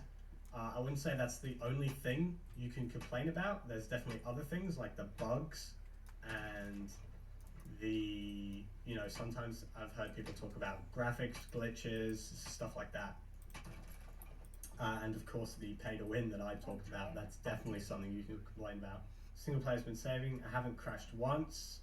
They fixed a lot. Now this, I saw this line and I was like, this is a very conflicting line, because as we're going to see in these other reviews, there are a lot of opposition to this. I've seen a lot of people say they fixed a lot, and a lot of people say they fixed barely anything. So I don't know if that's a difference between people's consoles, or if the people who say they fixed a lot have rose-tinted glasses, or if the people they say they fixed nothing are just lying. Because I haven't personally played this game myself. Yeah, they've put a lot of work into the game, obviously. And they said I could not have said this 4 months ago, so that kind of does show that this person believes they have fixed a lot, but we'll see. We'll get into that with some later ones. We've got another one down here. This one's good. It depends. I think it is with console mods being a thing and not having to use pipes and wires. This is good. I do agree that putting console mods into the game definitely elevated it to an extent, because I remember when I used to play Survival Evolved back on my Xbox, I was really upset that I didn't have access to mods. But now obviously I play it on my PC, so I've got mods galore. Downsides, it's more buggy than Survival Evolved. That's definitely true, because, and we'll get into this later, because I saw another review that talks about this, and we'll get definitely more in depth to it. It seems that the Ark Survival Ascended code wasn't actually built from the ground up like the developers said it was, and it was actually just ripped from Survival Evolved, and that's why there are so many bugs, but we'll talk about that later. There are only 2 maps at the moment, third one coming on June 4th. This was obviously posted 7 months ago. There's now 4 maps, and a 5th one is coming out tomorrow, as of me saying this. And the game is terribly optimized yet, so that's definitely true. It's very badly optimized, but Ark is, I'd say the Ark series as a whole, both ASA and Survival Evolved, one of the worst optimized games that exists just across every single game that's ever existed. It's one of the worst optimized. Yeah, that was my impression. I was like, the graphics are bad, it's not optimized, the combat's janky. And this thing about the maps, we'll get into that later. A lot of people are sticking with ASA right now because they actually prefer having access to all the maps. And this person says, even on my PS5, I was having trouble with my frames around swamps and redwoods, but it fixed itself, and he personally likes it. So yeah, so frames, obviously, massive problem, even on PS5, which is, you know, not very good, because PS5 is the top of the line console right now. Along with the Xbox but not Series Ark. X. Ark isn't top of the line. So if there's frame issues on those, like, there's definitely problems. Obviously, there's frame issues in other games. But yeah, that brings back into the terribly optimized. You know, everyone has low frames because this game is terribly optimized. This one is I saw this one. This one's a very good review. In my opinion, I think ASA by itself is fine. However, keep in mind it needs a beastie rigs, has bugs and issues. That's true. This brings back into the PS5 comment up here. You do need a very good computer to run this game on high graphics with high frames. Not even high graphics. Sometimes you need a really good computer to even run this on medium graphics with 60 FPS, just because of how horribly optimized this game is. The mods and visuals are nice, and that brings down into this one as well, which I saw, as well as the mods and visuals, and that's also down here, building fixes and quality of life stuff. So mods and visual improvements and the building fixes and quality of life stuff are really the only 4 things I've seen people praise this game for. That's it. Like, those are the only 4 things. There's nothing else that I've seen people say that Ark Survival Ascended is an improvement on, except for those 4 things. And that is really one of the driving forces in why I think this game is not doing good. Because an improvement on just small things like that, mods and visuals, building fixes and quality of life, that's not enough to keep a player base around, especially with all the bugs and problems that this game does have and going on. However, lack of content is real, and while the center is coming out in 2 days, obviously that's old. Yes, this lack of content, and that is bring up with the maps up here. Yeah, the lack of content really is not helping this game. Yeah. Especially with every single map, all the content currently being out on ASE. Eventually they'll get to it. They'll get all the content up and running on Ark Survival Ascended, and I think then the game will get more players. But right now, while it doesn't have a lot, that's where it really falls off. And now we're going to look back Fuck was that? at this one. This one was posted 3 months ago by Lean for Meme. So after nearly a year, what do you think about Ark Survival Ascended? We're going to go over this now. So, top comment. Went back to ASE again the other day. Not touching ASA until the 5.2 update drops. Got tired of the poor performance, especially on Aberration. Other than that, ASA is great. The quality of life changes, graphics, new creatures is definitely the better version overall. But they really need to go and put some effort into optimizing and improving performance. Yeah, so here we go. Okay, there's a new one, new creatures. So that makes 5 things. So I'll eat my words that I was wrong. So 5 things. But yeah, no, ASE, not touching ASA until the 5.2 update drops. This is definitely true. The optimization is what is killing this game, I'd say. And like I said before, this stuff isn't enough. Quality of life changes, graphics, new creatures. That is not enough to keep your community with the game. They want good optimization. They want their game to run smoothly, and that just does not. They can't if the engine sucks. If the engine sucks, they can't. Judging by they can't how make it Ark good. is treated, in terms of optimization, I don't think Ark Survival Ascended is going to be well optimized anytime soon, if at all. I think it's going to have terrible optimization for the entirety of its run, and that's a massive problem. Yep, here's another similar one. Quality of life improvements, graphics, quality of life. Tames, also improvements, another thing. Performance, lacking big time. Personally sticking with ASA because one of those masochists who enjoy playing officials, but I do see appeal of sticking with ASE for now. This is a important point. I'm not going to go over this stuff because we just did. The shutdown of official servers, it was obviously done to coerce players into playing ASA, and I can't obviously speak on this person for now, but I know a lot of people do stick or are sticking with ASA just because they can't play official servers on ASE. I've seen a lot of people say that if official servers weren't removed for ASE, they would keep playing ASE. And obviously that coercion worked because this person is sticking with ASA just because they can, that's the only way to play official servers. Yep, and here's that comment that I was talking about the code. Still wondering where the new code is. This was Wildcard Snail Games' opportunity to turn their low-budget indie game into what countless fans deserve. Instead, ASA is constantly reminding us of what company they truly are. They took their win years ago and sold out instead of creating a decent product and losing out money on the long run. Guess they're making up for it now with every pay-to-win trope in the book. It's still Ark, so it's okay, I guess. Yeah, so here we go about the pay-to-win stuff. This is what I was talking about before in the video. Yeah, losing out on money and then making up for it with the pay-to-win tropes. That's definitely true with the Pyromane and the Dreadmare and all the Bob's Tall Tales, sorry. Like that's their moneymaker.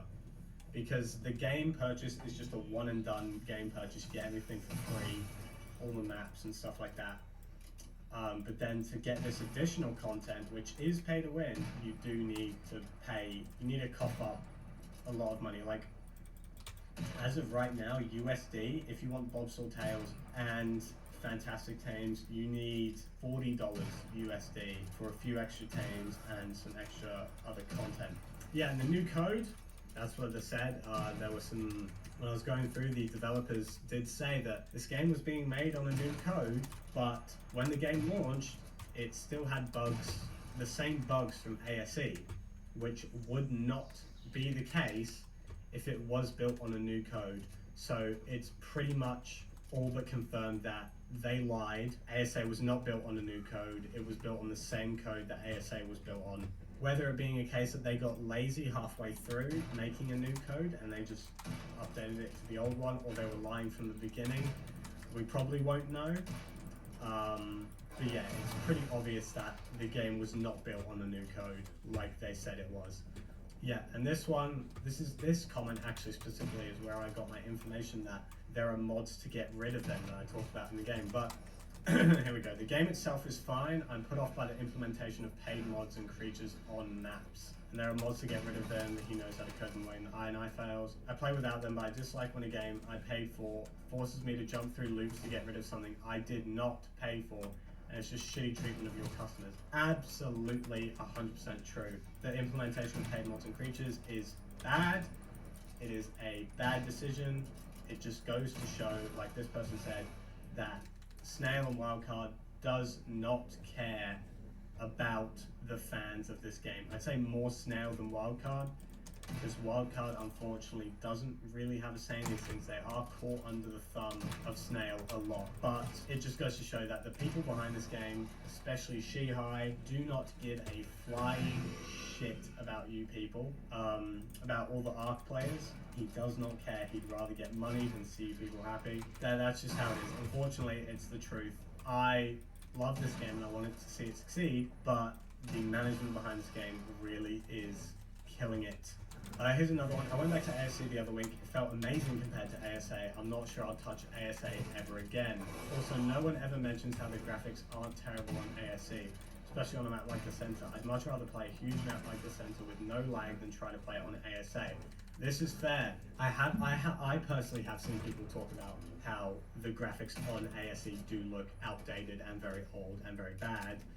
But this is true. I see where this person is coming from. Why play on a map? Why sacrifice lag and your frames just to play on the exact same map with a few graphics upgrades and a few features added like new landmarks and stuff? I don't see a point to that, to be honest. It really doesn't change the quality of the game. For me personally, I much rather frames and lag over graphic quality, but that's just me. Obviously some people disagree with that, but yeah, I would much rather play maps like the Center with no lag than play it on ASA with lag and just a bit of graphics upgrade, you know what I mean?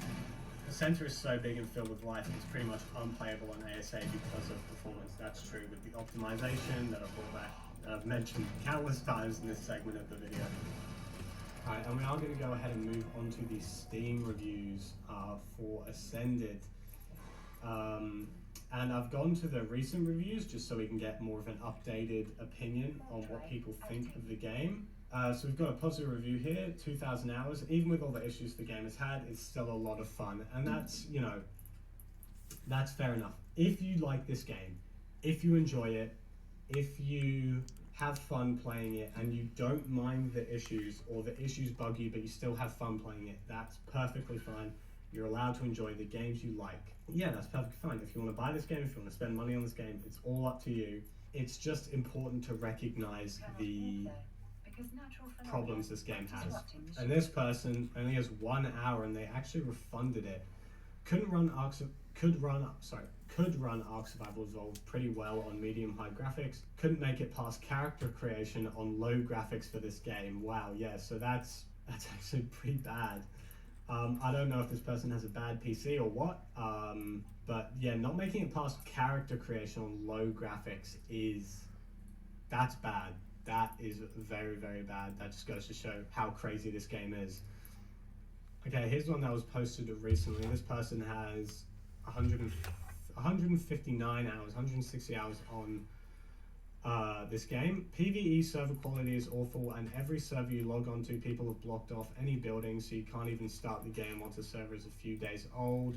This was a problem in Ark Survival Evolved as well, so this isn't a specifically Ascended related problem, so I'm not really going to focus on that. It's so toxic to new players. If you saw people playing this and thought, I'd love to give it a try, unless you specifically want to play solo or host your own server, don't buy this game, you will regret it. Obviously, there's ways around this. You can play on PvP, because there's the structures you can just demolish, or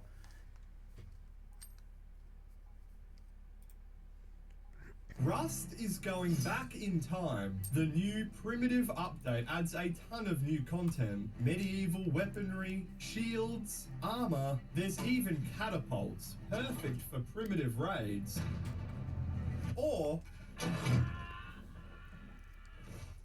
So I decided to try and survive solo in this medieval wasteland.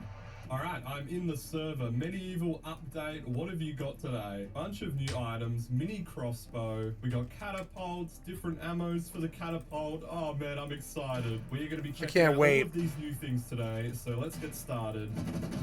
Okay, I have a spear on the craft. Our first primitive weapon today. Oh, hello. Right, he has a bit of gear. And he's right over there. Oh, this pig! No, you're blowing my cover! Oh, now he's coming. He's coming over here. Right, this is it. Here we go. Oh my god, he's got the shield. Oh, we got him! No way! Oh, and he's freaking loaded. Dude, we already got a shield. We got 260 scrap. Why are there bullets? Start. Bro, look at this shield. Oh, this looks sick. You can use the spear with it. Oh, this is full on medieval. You can use the spear with the shield. Fucking sweet. And we had a water pipe shotgun and some bullets. So there is still basic weapons on here. There's just no AKs or snipers, which is great. Okay, I need to get this loot secure before we lose it. Gonna head up to the mountain. Hopefully find some nodes. I already see one here. Oh, compound bow. Oh my god, right, someone's after me. Compound bow, yes. I'm gonna kill these people. I'm gonna be so good at this game. I don't know if he's still chasing me, but we need to get a base down.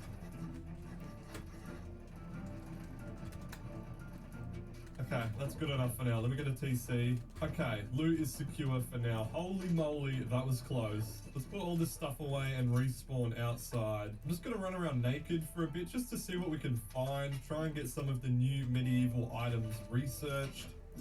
Oh, we got an ice pick too. That's super helpful. What is that? Medieval barricade. Oh man. Okay, we're gonna have to fortify our base with that. Potentially a decayed base here. I see boxes and I see TC. You can blow their arms off so they can't swing at you. Oh god, he's rolling. See, like that. Oh, he's got some... Oh, I got him. Bro, what the hell? His shield was like floating in the air. Resources. He also had a sword, which would go super well with the shield today. Okay, I already have a full inventory. Let's go ahead and drop this off. I think I'm going to change all this to brick too. I think it fits the primitive medieval theme a bit better. Now, I don't know if we can pick this medieval barricade back up once we place it, so let's save it for now, but it does look awesome. All we need now is a furnace, and we can start crafting up some new weapons. Done. Okay, we got our furnace cooking. Oh, this is actually looking quite cozy in here, dude. I'm loving this so far. All right. Now, because this is just the beta test server before the update goes live, the new crossbow and weapons aren't actually on the workbench. I'm looking forward to having a workbench again. I haven't had it in 3 years or something. Take them from other players and get them researched. And I think we'll also check out some of the new I wonder if there'll be a hardcore medieval. Some bases. So while I wait in here for morning, a quick word from today's sponsor, Factor 75. Factor 75 offers chef-crafted, dietitian-approved meals that are fresh, never frozen, and ready in just 2 minutes. With over 35 meal options every week, including Calorie Smart, Keto, Protein Plus, and Vegan and Veggie, Factor makes healthy eating super easy. Plus, they have over 60 add-ons like breakfast, snacks, and beverages to keep you fueled all day long. Now, Factor has been a game changer for me personally. Whether I'm recording or editing all day long, it's hard to find the time to cook, but Factor takes the stress out of meal planning for me. The meals are super convenient, packed with flavor, and I never have to worry about grocery shopping or prep work. Whether you're focusing on fitness goals or just want easy, delicious meals, Factor has you covered. You can get 50% off and free shipping on your first Factor box using my link in the description. So click the link and check Factor 75 out and scan the QR code on screen. Supporting Factor also helps support my channel, so a big thank you, and let's get back to the video. Oh, hello mate. Didn't even see you there. He's got a cross here. Hit him. Come here. Nice, he had 7 million in loot. Oh, got him, got him. What you got for me, mate? A couple components. And it's so refreshing having each fight be fairly balanced. Like, it's mostly bows or crossbows. There's no AKs roof camping me. What the hell's that? Battering ram? Good for smashing through stone structures, bro. Can we raid with this? I mean, there's only one way to find out, right? I don't hit. Oh! Oh no, someone's chasing me. Oh! It's got a nail gun! Oh, and a Revy. Okay, that's not good. Wait, revolver? I thought you guys. Oh. Get in the base, get in the base! Holy moly, that was close. Okay, he's fighting someone else. Right, so it seems like revolvers are like the best weapon on here, but to make it, you actually need a tier 2 workbench. And you can actually see just how expensive a revolver is to even. Why did you put revolvers in medieval? Fuck that. Right next to a recycler, so this shouldn't actually take too long, and then we can start rolling around with a revolver. Alright, that is a good chunk of scrap. Let's go ahead and get all of these BPs unlocked in the tier 1 workbench, get the Revy. Also, another thing, you can't actually craft pistol ammo. You can only find it around the map, making bullets super rare, which is really cool. Okay, and after one more recycle, we can now make our tier 2. Bang, there we go. Lovely workbench level 2. We can unlock the catapult, we can unlock all the different boulder types. For the catapult, these will launch out. That one is going to be sick. Dude, it is so expensive. Oh my god. Okay, they really weren't lying about this being prim. Holy moly. I kind of want to give this battering ram a try. Let's make a revolver. Let's give it a crack. Oh, someone's outside. I hear little footsteps. Oh, he's up here. I don't have many bullets to waste here. We can't craft them. Got him. You ruined the mode. Well, oh, he was farming. Oh boy. Dude, revolvers are the new AK on this game mode. Oh my god. Huge farm. We take that. Hell yeah. Wait, I just realized you can't even. Oh my god. You can't upgrade your base to metal. Stone and wood is all you can upgrade. Stone and wood. Really cool. Wow. Right, I'm researching this battering ram, and then we're going to craft one and see if we can maybe raid a base with it. I mean, this seems too cheap. There's got to be a catch, right? Oh my god, it's huge. Wait, can we actually raid with this? Right. Okay. Oh, now we have to build it. Wood and metal that makes it more interesting. Let's get some resources. A metal, low grade, high quality. I don't know what I'm doing. We also need to grab some wood really quick. Let's just get this. All right, let's raid. Let's whack it. Oh, I'm building it. You know, I got 10 mil just for free right there. I think I'll pop next door. Well, no, I'll do it after I finish this. Is what I'll do.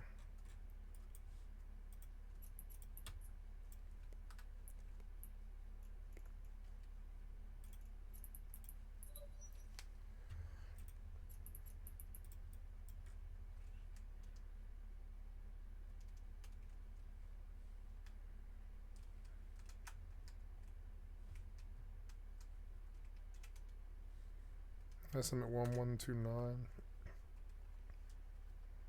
I can get to this point where I can start churning out a ship every 15 minutes or whatever. And then eventually I'll just let it stack up, and then I'll buy like 10 at a time. And then eventually I'll buy like 100 at a time, and then I'll just stop and I'll start buying military ships to defend all of those ships, and I'll have them patrol. Here's an executor. Yeah, he's coming in, huh? Maybe I best...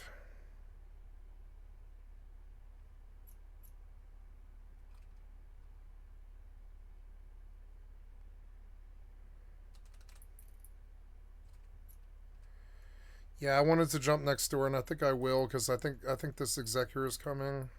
Warp drive active. And I will go bank this loot. Oh, yeah, never mind. Timer's up in 15 minutes anyway, so I'm not even going to get this site. Never mind.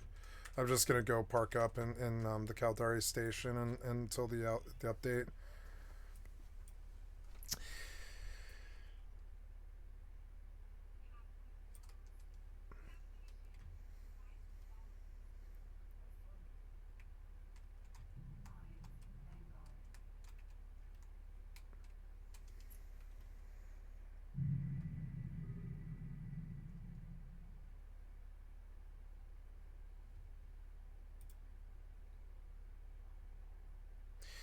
Let's have her sell advanced electronics now.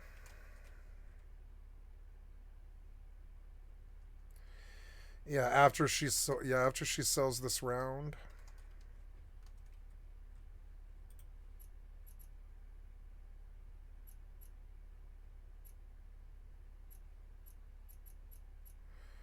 Damn it, I can't doctor.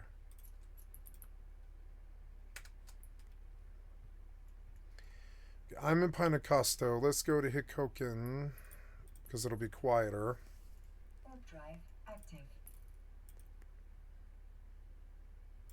I mean, I could just autopilot back to Jita and just take this money back, I suppose. It would pay for a quarter of the ship, but I would rather just stick it in a station somewhere if I could. This ended up being kind of way more annoying than I wanted it to be. And I think I'm going to take this money home because it's just money I have, you know?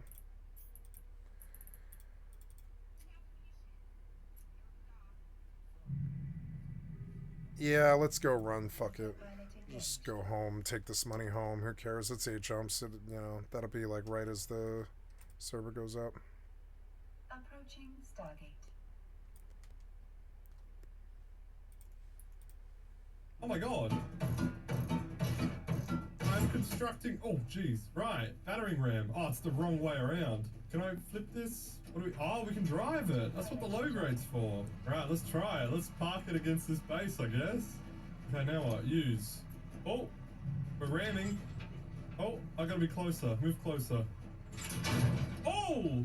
Boom! Ram it again! Boom! Is it doing any damage? I'm not actually doing anything. Welcome to raiding in medieval Rust. Oh my god. Ram it. Keep going. I don't think that's working. Oh, it broke.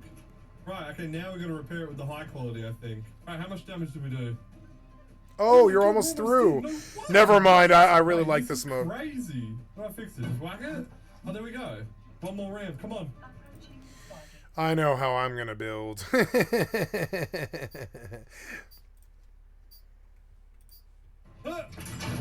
There's no helicopters, so the roof's totally safe. I'm in! We did it! We just raided a base! What we got? What have you got? Oh, you had some loot. Wow, we had a jackhammer. There we go. Dude, I'm dipping. You can't even unlock this right now. You just gotta find it. That is so lucky. That was hectic, dude. Primitive raiding. I like that. That's good. I don't mind prim raiding. Prim raiding, something about blowing in their base. I don't know. Like, I'm not down to offline, but I'm down to fucking ram bases when they're not there. I guess I am down to offline. My thing is just like, I don't know. I don't want to take their fucking base. I just want to take their loot. Mini crossbow. How does this work? 1, 2, 3, 4. Dude, that shoots so fast. I'm getting this puppy researched ASAP. I do not want to lose this because we are not going to find this again. Okay, let me run back to that base, see if we can raid the other wall. Alright, oh, he's on. Dude, he's online. He's in his base. Oh, no. You have a revolver? No! Right, well, he's just going to seal, I'm assuming, so that's a waste now. But man, we are definitely going to be raiding more bases with that today. That was awesome. Okay, it is a brand new morning. The first thing I'm doing is honeycombing our base. If it's that easy to raid a base as a solo... That's what I was going to say. I'm going to do, like, I know what I'm going to do. I don't need much. I need a 2x2. Yeah, if they're not blowing doors, if they're doing walls, yeah, I'll just keep building walls over and over and over again, just outward and outward and outward in a big old concentric circle. It just keeps getting bigger and bigger and bigger. Group of those battering rams to turn up at my base. Ooh, explosion. Is that satchels? Man, a raid is rare on here. We gotta go check this out. Ooh, they're using revies as well, okay. Look, it's not the most medieval weapon, but if they're using a revolver, I am gonna use a revolver. It's this one, I hear him. Yeah, nail guns are... They decided to take these out. I got him. How is that any different from Rust? And they decided not to do it, thank God.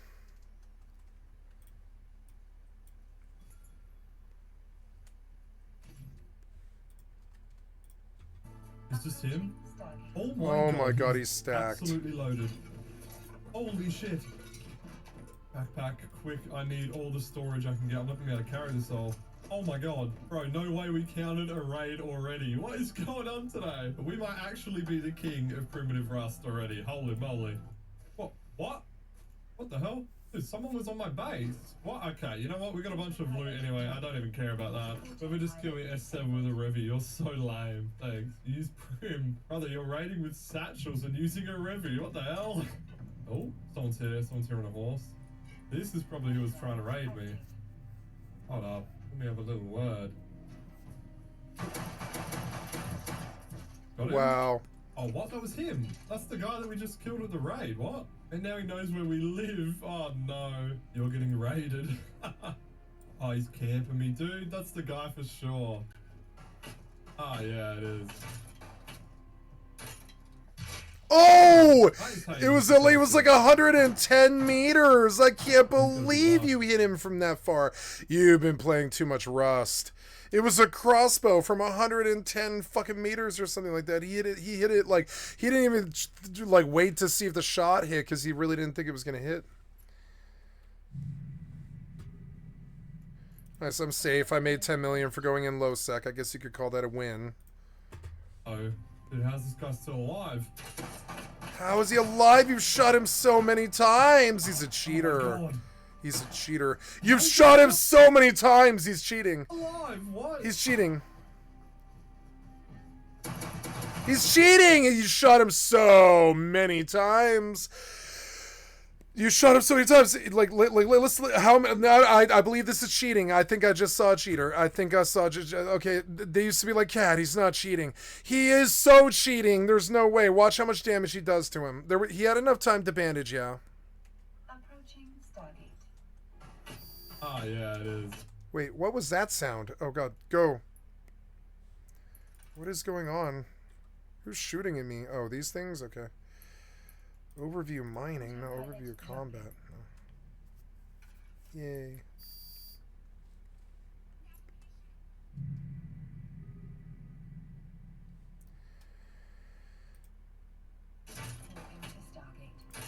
So he hits this shot and he doesn't even wait to see if it hits because he was just like, you know, trying to get cover. Blah! He hit that shot. How did you hit that shot? I don't think I can hit this shot. I mean, I think. Oh wait, never mind. Never mind. No, you can. You can see him way better than I thought you could. Oh! Ooh, so here's the first shot. He used the crossy. 3, 4. He probably bandaged to full. 5. Low. Dude, how's this guy still alive? Yep. Then another crossbow. And then there's no way this guy's alive. He's bandaging right now. He's bandaging right now. He's still alive. What? Why did it look like he had a something? I hit him so many times, and it is the same guy. He was healing. Oh, never mind. Because there's stim packs. Why stim packs in Prim? No stim packs in Medieval Rust. But he's so salty. I don't think he'll actually. Oh, no wonder. So you just bring a fuck ton of meds. All right. I mean, yeah. Okay. Meds are the new meta. Okay. I guess. I mean. I wouldn't have put stim packs in fucking Prim. I mean, where are you gonna get that? That inquires, like, you know, that implies hospitals and needles and research and factories to produce the needles and all this other crazy shit. Raid me, but just in case. Right, there we go. Our roof is now honeycombed as well. Right, I want to roll mini crossbow and shield. This is the primitive combo, dude. Oh, I see a player. Right, let's test this puppy out. Oh, he's taking that horse. No. Oh, it knocked him off. He ragdolled. What? Oh my god, this thing is sick. It is. Oh, why does he have that much? Dude, the horse is ragdoll, you know. Look, he went to jump on it and he went, "Ah, whoa, I'm rolling down the hill." Because Get up. Oh my god. Because the Bro, horse this is. horse just got me 500 scrap. Oh Wow. my goodness. Oh bro, this is the new giant crossbow. You can mount it. Look at this. I need to find one of these. You can't pick them up, so I can't take that one, but we gotta get one for our base. Oh my god, this is gonna be good. I think it's gonna be good. I'm gonna come back to Rust. The goddamn aimbot ruined the goddamn game. It like. Oh yeah, I'll melee fight all day. I don't care. I'll melee bow fight. Oh yeah.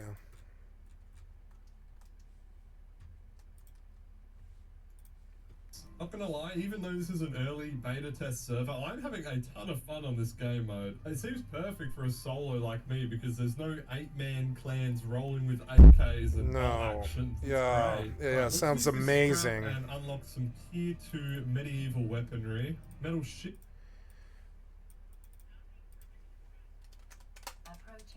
Let's see what Rust Village brings up. What happened to villages? The government do large villages. Rusting is small as usual, but they do various servers. Here's the Discord, rustgovernment.com.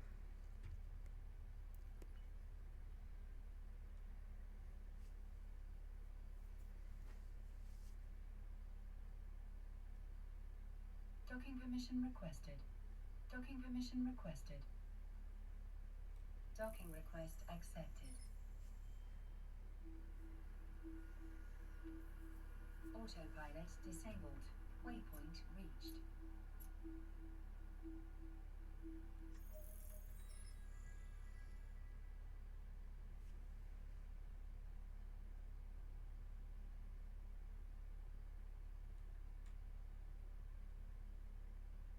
Yeah, sweaty Zergs with no sense of humor.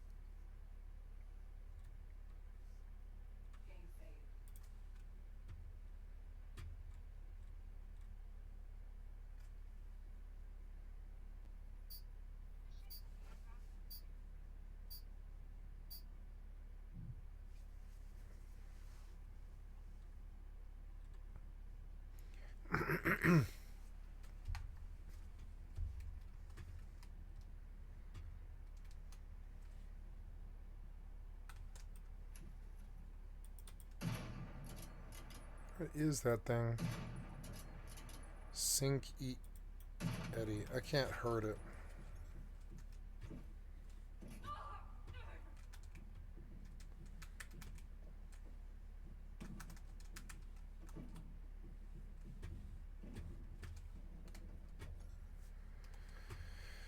She got ratted out. Shield, and of course we need the catapult. Let's unlock that, and we will unlock some of the ammo for the catapult, get a firebomb, and we need a bit more for the propane explosive bomb. We are seriously cooking on here today, man. I'm loving this. Oh, bro, he's in the bush. Oh my god, this guy.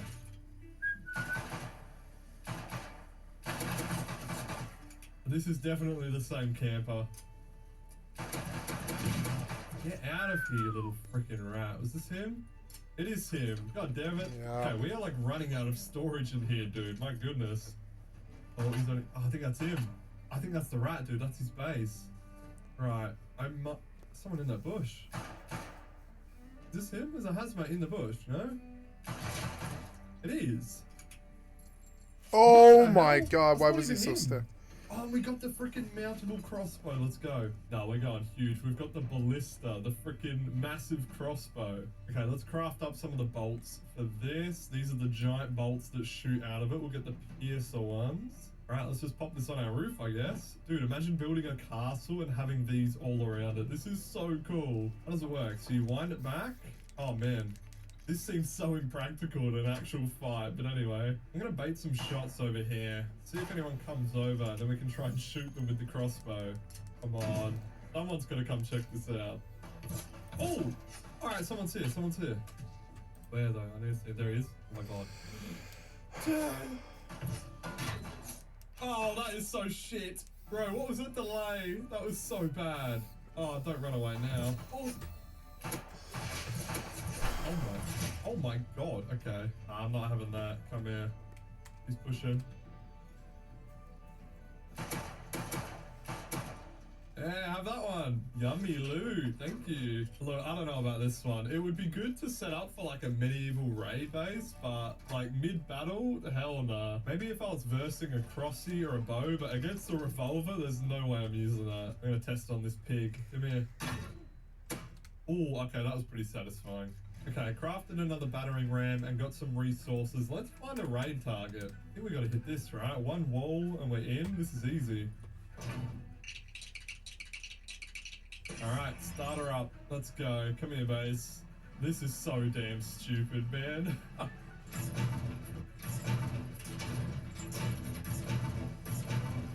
Oh, we're in. We're in already. Right, so it's 50 every single hit. That is crazy, dude. And it's not like they're expensive to craft. Right, what have we got? Oh, okay, yeah, huge raid, huge. I wonder, can we hit the TC with this thing? I wonder if we can hit this. Right, if I try and angle this right. Oh, try not to break the battering ram. Let's see if that hits. Oh my god, it broke it. Dude, one hit. Oh my god, one hit TC. There's no way. This thing is I learned a lot. OP. Oh my goodness. Right. Right, another successful raid. We take that. Thank you. Alright, let's drop these goodies off. And I think tomorrow I want to check out this catapult, see what it's all about. Time for a new day and time to once again ram raid another base. Let's have a look. This one is decaying, I think. This one next door looks doable. Oh, he's in here. He's in here. Hello. What's up, man? Oh boy, he's about to get a shock. Oh, I didn't bring any low grade. I'm an idiot, dude. Okay, hold up. Right, tell me this is enough. I don't know how much low grade we need. This is so scuffed. Hello, bro. Hello. Hello, my friend.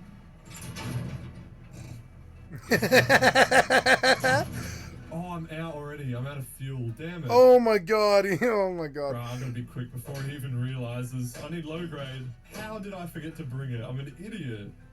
What the hell? Oh, he moved it. No.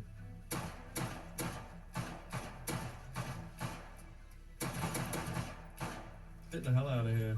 Fuck you, bitch. Fuck you, bitch. Why are you swearing at me, bro? That's so offensive. I don't like. Dude, I think he got it stuck. Bro, it's stuck. Like, you can't move it. It only turns. Wow. Now I don't even know what's going on. Oh my god. I'm flying. I'll be back, little Russian kid. Don't you worry about that. I'm so glad these battering rams are cheap to make. Like, this is the easiest raiding method, I swear. Alright, take two. Let's try this again. Get this built.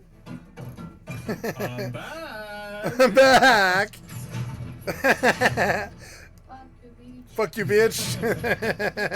What you say, bro? I can't hear you over the sound of my battering ram. Shut up. Fuck you, bitch. Hello, bro. Okay, he moved the loot, but I do have his tool cupboard. That is now my tool cupboard. Anything left in it? Probably not. Yeah, not really. Oh, it's coming out. Got him. Dude, that was another little four-shooter crossbow. I want that. That's locked off. Where did this crossy fly off to? Please. Oh, I got it. Okay. Oh, he's Please. coming back out. Okay, No. shut the door.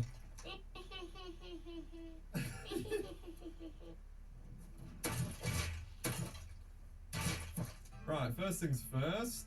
Go and place this. Hey, not He gonna be seals loud, him, are ya? of course. Well, I mean, what? Now we just need to hit his loot room wall. It's actually going to be cheaper just to craft another battering ram rather than To repairing that one with a go bunch get of high fuel. quality. Oh my fucking god! Oh, I just got freaking catapulted from where? Oh my god! Where is he? Bro, was that a catapult or the big crossbow? I have no idea. That scared me so freaking bad. Okay, I gotta hurry before this Russian kid moves all of his loot out. Hello, my friend. Hello. Hello. You like my house? Hello. Okay. Oh, Just letting okay. me in, I guess. Is this Just, a trap? just let him in. No? I mean, that makes it a bit easier. Right, let's Just let him in, Now I we know guess. exactly which wall to hit from the outside. Also, just gonna lock off the roof as well, so he can't access it. Right, there we go. Let's see what loot this kid has. Ka-chunk, ka-chunk, ka-chunk. We're in. Now his loot should be here. Oh, look at this. He was despawning. What an absolute freaking rat. Dude, he had so much time to just leave and take the loot out. Right, well, we just managed to get it all before it despawned, and we officially evicted that kid from the neighborhood. I guess we just run all this loot back to base in the morning. Home sweet home, loot secured, another successful primitive raid. Okay, I think now it is officially catapult time, the moment we've all been waiting for. I'm gonna try and make some explosive ammo too, that way we can launch it at a base, because we have a bit of sulfur now. Oh, someone's farming. Wait, I have an idea. Hello, my friend. Excuse me, friend, stop. Stop run or I shoot, stop run. Stop run or I shoot. Yes, hello, my friend. I am friendly guy, you see. What do you have? Okay, not much. Here, come with me, come with me. Come.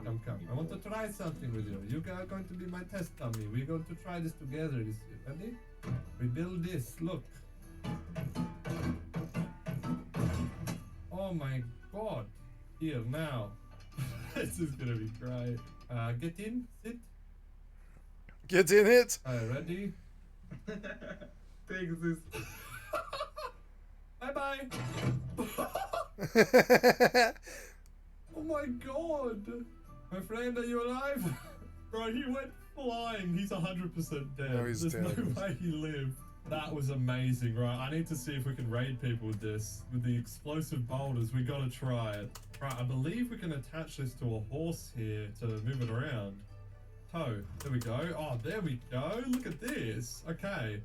Now we can just hop on the horse, and I think this should tail behind us. Okay, I have 3 stones to test my aim before we try explosives. Now, I'm thinking we aim for this base down here. It's a pretty big stone one, but we're going to see how much damage these can do. Let's go ahead and aim this a little bit, get it perfect. I mean, that looks pretty I'm thinking good about too. interesting build Alright, here's designs. step number 1. Okay, our stone boulder. Like, so I want to build a box and then live at the top. So when they try to come in through the bottom, they just hit a bunch of fucking walls and there's nothing down there, right? I want to do a bottom layer of just stone walls, 2x2, and then go up. Or well, I don't know. Let me think about that. Yes, and then I want to do an exit out the top. I want the TC to be at the top where I live, and if they fuck with me, I just run off with the loot. I run out the top, because they're always going to have to come in through the bottom. They're going to have to bam, bam, bam, bam. I don't know what the meta's going to be. The meta's going to be weird. I want to just live in 2 2x1s right next to each other. And if they raid one, then yeah, living in a 2x1, who cares if they pop it? I mean, I don't really care about that. Does this hit the base? Oh! Right, a little more down, but we've got it. Oh no! Okay, the accuracy is a bit off. Oh man, do we risk the explosive? Oh, someone's here. Get off! Yep. I'm so dead. I'm so dead. Please reload. Oh, my freaking gun didn't shoot. Damn it. And they definitely took my explosive boulder for the catapult. Are you kidding me, man? I managed to down one, but the other one got away with the loot. That's so annoying. I just crafted it too. Yeah, that took everything. That is so annoying, man. That's solo for you. It's constant. 2, 3, 4, 5 people just stomping you in. It's so annoying. You fight well. You usually pretty much give them like hell, but it's still like, you know, it's odds you can't usually beat. Dude, that's so close. This might be them. I mean, this is a brand new base, dude. I'm betting money that this is them. Oh, I think you know what time it is, boys. Oh, boys. Are you the ones that stole my loot? Oh, we broke the wood wall already. Oh my god. Right, we're just gonna hit the stone one. Oh. Emperor. Right, fix it. It's coming out. Right, just fix it. Let's break this open.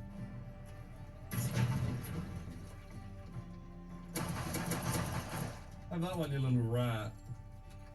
It is them, dude. This is them. This is their base. And the other one's out here. That's his teammate.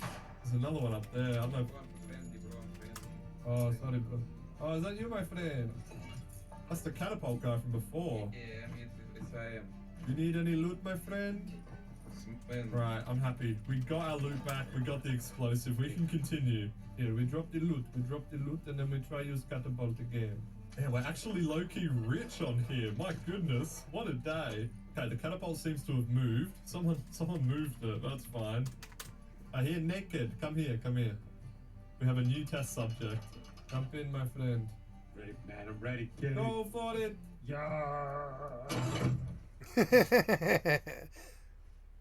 Oh, you want another go too? Yeah. Okay, if you insist. Go, bro. Right, enough mucking around. Let's move this back to our spot. See if we can raid with this. These guys are like, park it up right where we had it, pretty much up on this hill. Let's do a stone test shot first. Ooh, a little more. Oh, that's the spot, I think, dude. That hits it. Explosive propane bomb. Let's give this a try. Oh, here we go. Oh my god. Whoa! Dude, go again, quick. We're doing another one. Go! Fire in the hole! That's sick. How much damage did that do? None. Oh, like none. Okay, I don't think they're for raiding. I think it's a weapon against players. Alright, I'm out of here. That was fun, I guess. Oh, someone's here. Oh! My game literally just crashed. Are you kidding me? What the hell? Okay, well, I'm done. Yep. That's Rust for you. Catching 6 cheaters in the season. Okie dokie. We've got ourselves not only one cheater, but 3 cheaters in this base. All 3 of them are cheaters. Now, this guy is the only one online at the moment. The other 2 are offline. I don't know where their bodies are, but they're around. I don't know where they are. We're going to give ourselves some Guya, and then we're going to attempt to bait this guy. Hello? Oh, I couldn't get into there. And then show you guys that he's a cheater, hopefully. I'm just going to give myself some kit here. All right. It looks the part. So I might just turn radar on. Vision, sorry. Not just radar, but vision. See that line? Just means I can see where the line is. So if I'm back far like this, I can see where he's looking. See that line?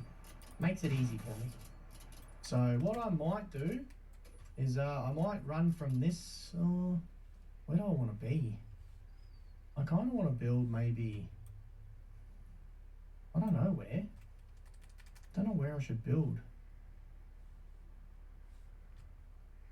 His back's to us, so let's just see which way he's looking. Okay, his back's towards me, so I think if we build here, we should be right.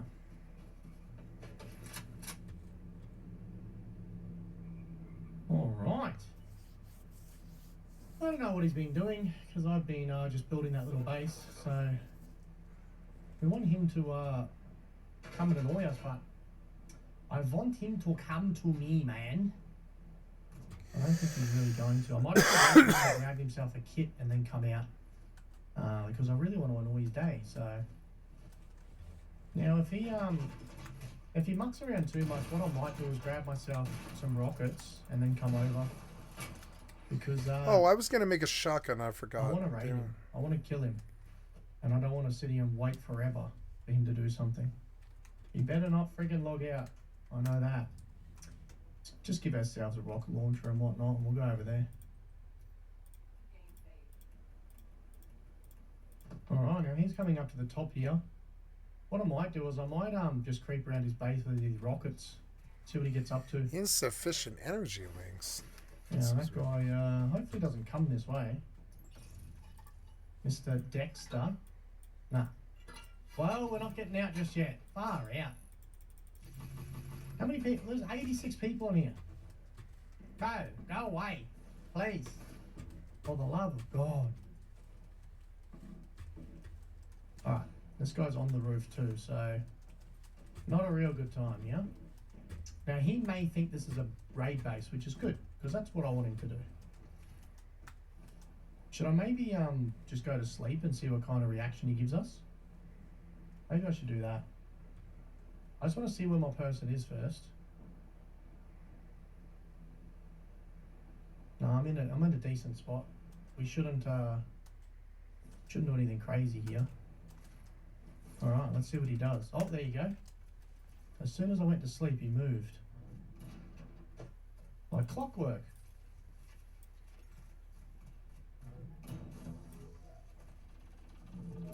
So maybe he will go and grab some explosives and come and raid the little base.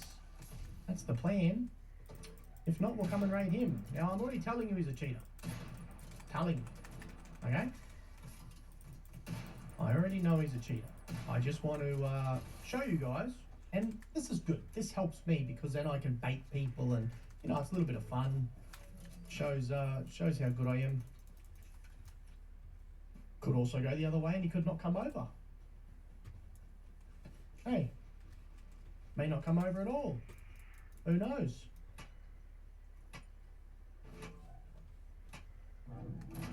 Now, I had a quick look in a couple of these boxes. All I seen was explosive ammo. So, I don't even know if he's got any gear to raid me, to be honest. He could be making satchels, because he had a satchel on his body, on his waist. So, he might be making satchels. So, let's keep an eye out on his waist to see if a satchel shows up. Because that's what we want to do. Now, I'll just quickly go back to my body. Because I want to just make sure I'm not put through the wall or none of that sort of stuff. Nope. Nope, we're good. That was my fear before, was that I was going to be put through the wall. So he's just putting some key locks on for whatever reason. It's starting to come night time. So we might even bait him further here and come out of our base. Because it doesn't look like he's, one, got the explosives, or two, I don't think he knows what the hell he's doing. In regards to prepping himself for raid defense, he's putting locks on boxes. I mean, that'll slow the raiders down a little bit, I suppose.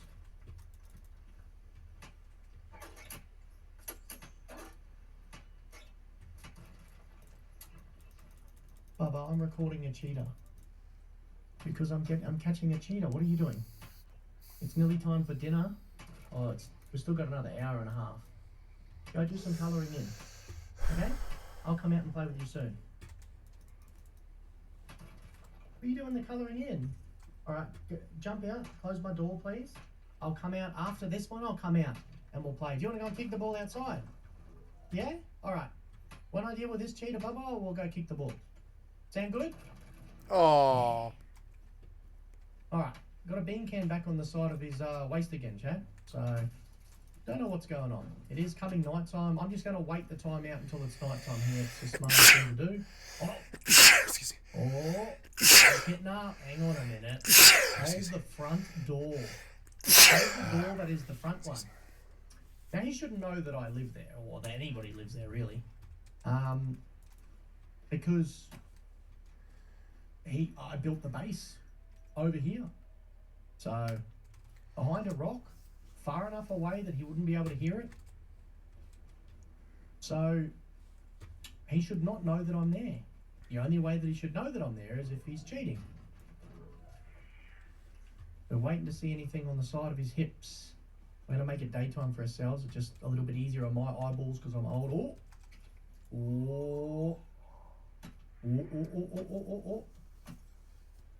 Oh, he doesn't want the one with the skin. Doesn't want the skinned one. Now, I never checked these boxes. They could have stuff in here. I have no idea. They could have the goods in here. We're not too sure. Now, whatever he does, I'm going to go and attack him anyway. So if he goes and runs away from me, I'm going to go and kill him.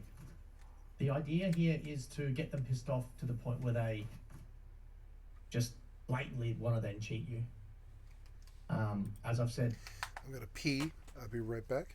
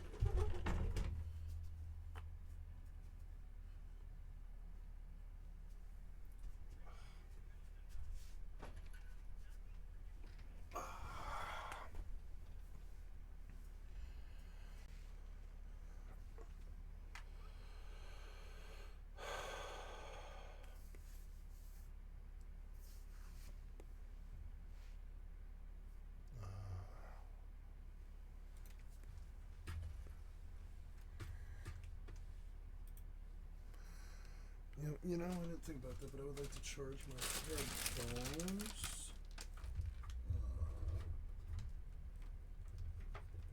Where is my headphone cord? Oh, it's right there. There we are. And I want to plug these in and make sure they're full for the next time that I use them.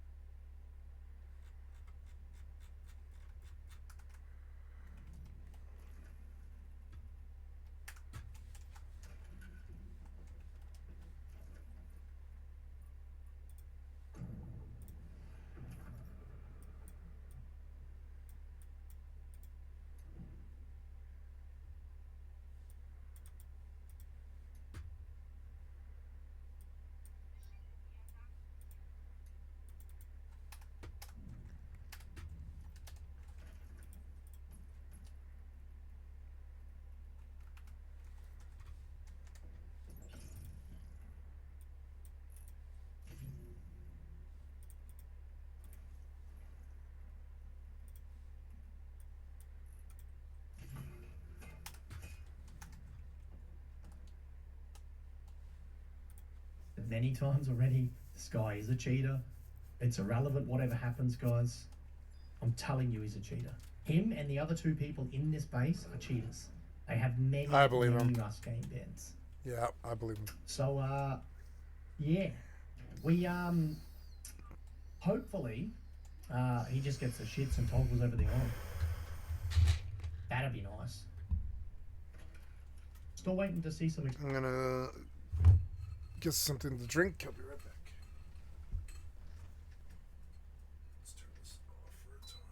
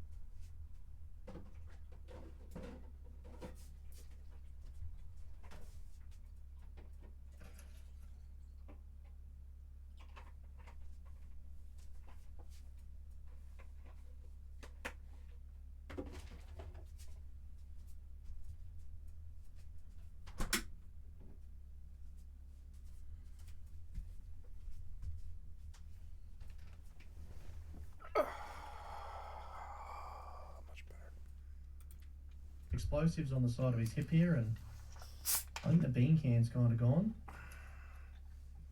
Unfortunately, I don't think I can load up his inventory while I am asleep. Nah. I can't. Oh, what did I say? What did I say?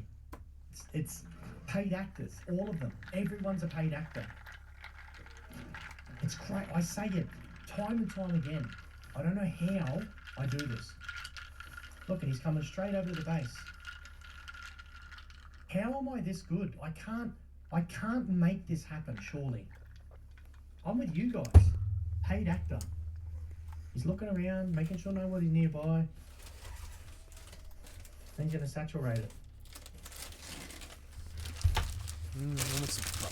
Unreal, isn't it? Yep. Unreal. Alright, let's let him get nearly all the way through. And then we'll wake up at the last minute and we'll kill him. And then we might run away. After I kill him, I might run away.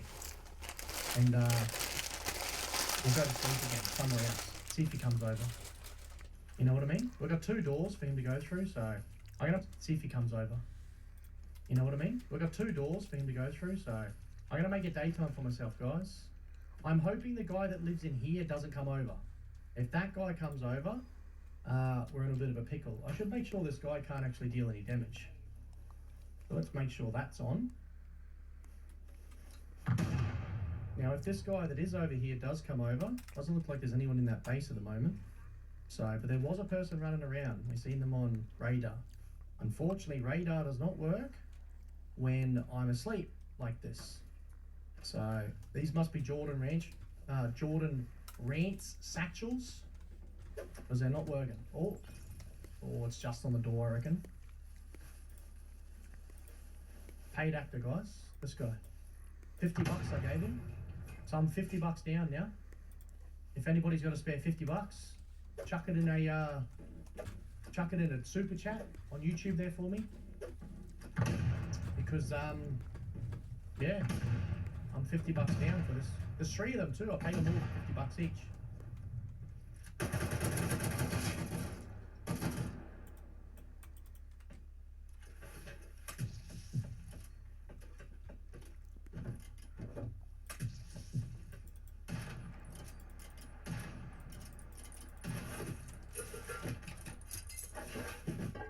came out with a buggered bloody chest piece.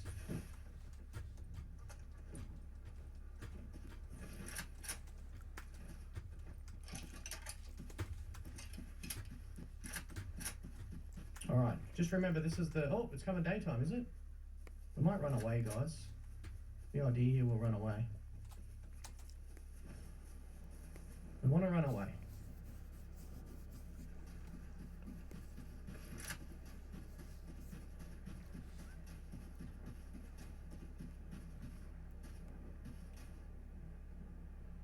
See what kind of reaction he gives us now.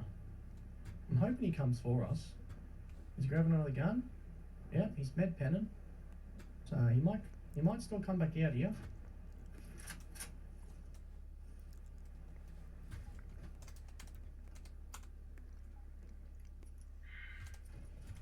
What is this guy doing? Is this guy cheating too?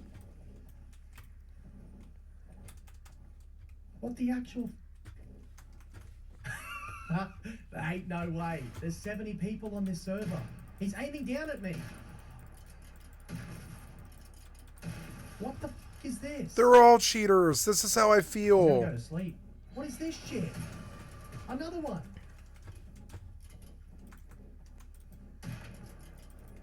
Right, I've gone to sleep. Instantly.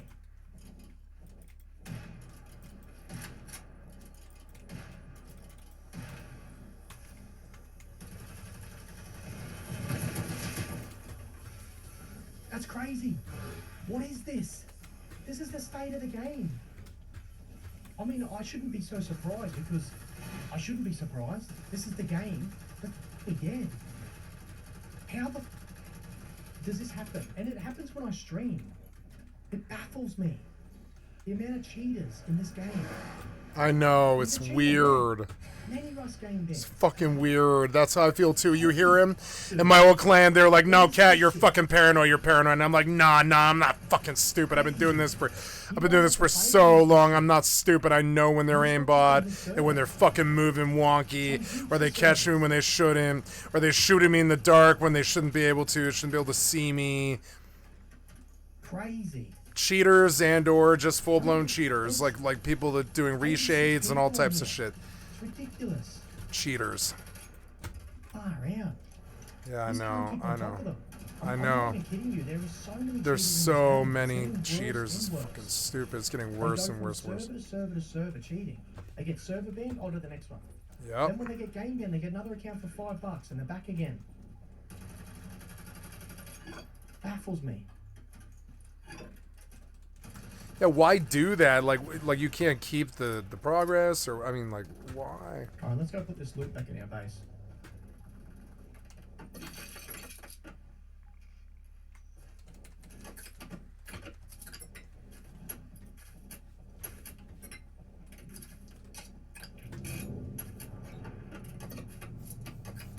Alright, let's go find where this goob guy lives now.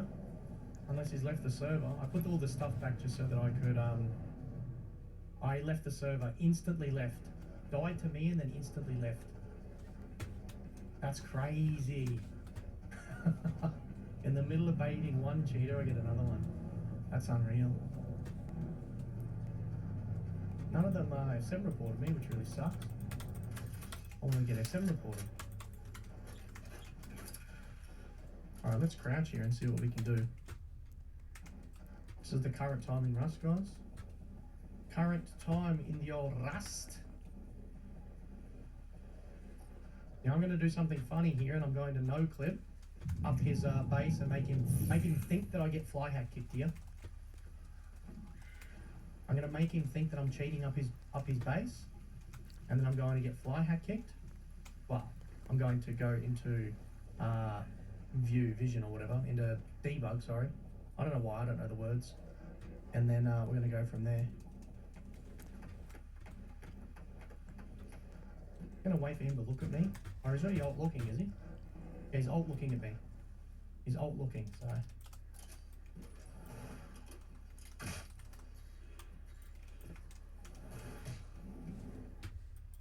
He's alt looking straight at me. Look at him. He's alt looking in that direction.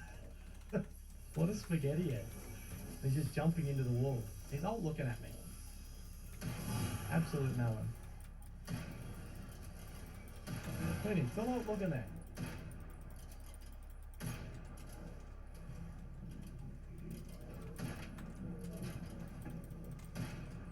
You gonna come out now? Don't put the stuff away. Don't be a puss. Ah, I've had enough, guys. I've had enough.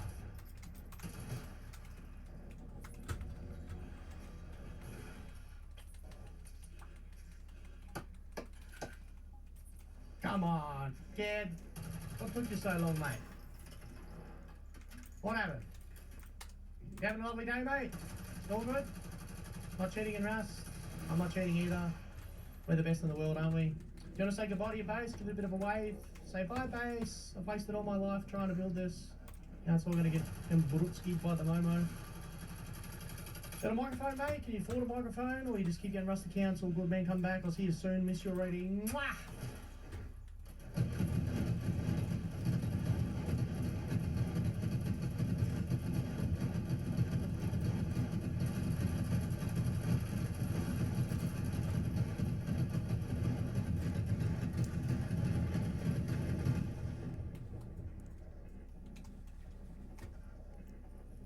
Thank you very much, mate. I've sent you the $50 for, holy hell, mate, you were trying to move loot. What are you doing?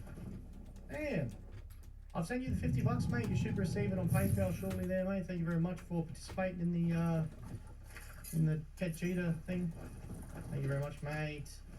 I don't know what I've done with my stuff there. Come and loot, Jimmy. Come and loot, Jimmy. Take it all, mate. Take all the cheetah loot. Cheetahs. I love you, Kamomo. I love you, brother. I love you, mate.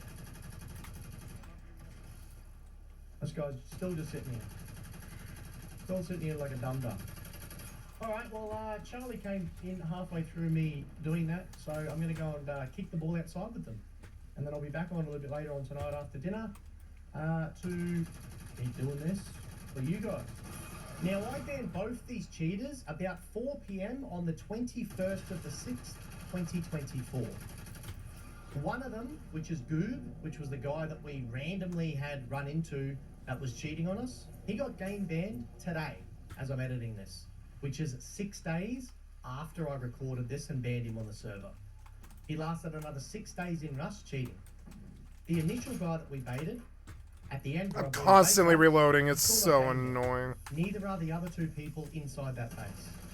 Now, when I'm going along checking servers, I go through and I load up 10 people. And then I go through and I check those 10 people. When I find one, I do the investigation, then I go along and either bait them or ban them, whichever I'm going to do. I had a few more accounts loaded up after this. Little did I know, there was another cheater on this exact server. Alright, now, God, there's another cheater.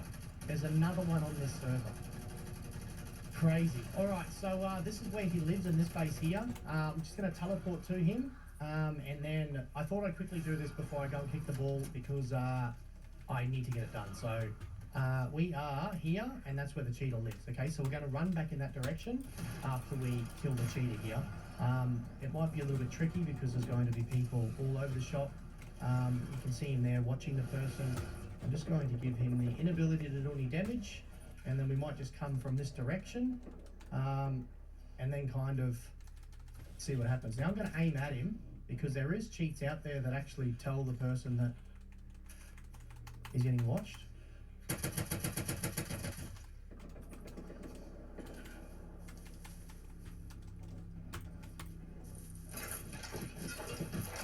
He can give us a reaction, which is fine. But kind of just want to run away from those guys. We don't want any trouble with them. We're going to run towards where he lives. He's still dead there on the ground. See his red name? Is that his red name? No, that wasn't him. Different person.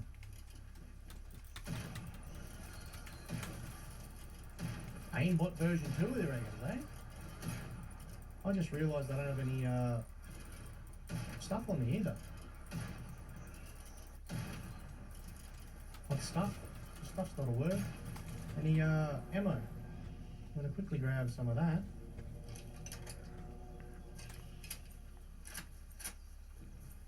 Now again, we know that he lives here, so he's probably going to run from that direction. Oh, there you go. There he is there.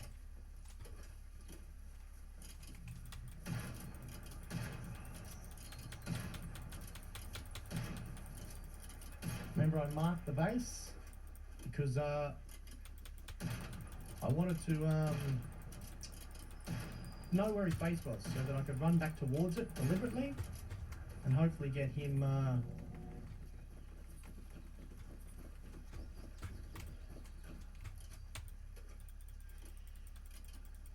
cheating on me. Alright, so he's inside the base. Looks like he's grabbing a kit here.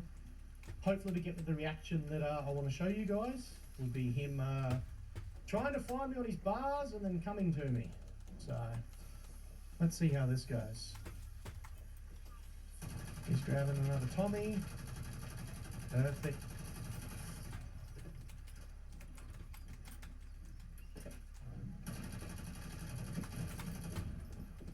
Alright. Thank you, Kamomo, for the excellent content from a stream. I'd like to sub to your channel. Alright, now I am over there. I'm right there. So let's see what he does when he gets a little bit closer. It doesn't look like he's, one, got the explode. In regards to prepping himself for raid defense, he's putting locks on boxes.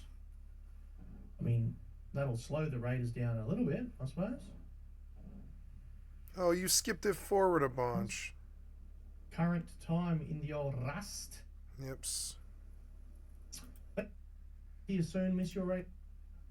We're the best in the world, aren't we? Here, and that's where the...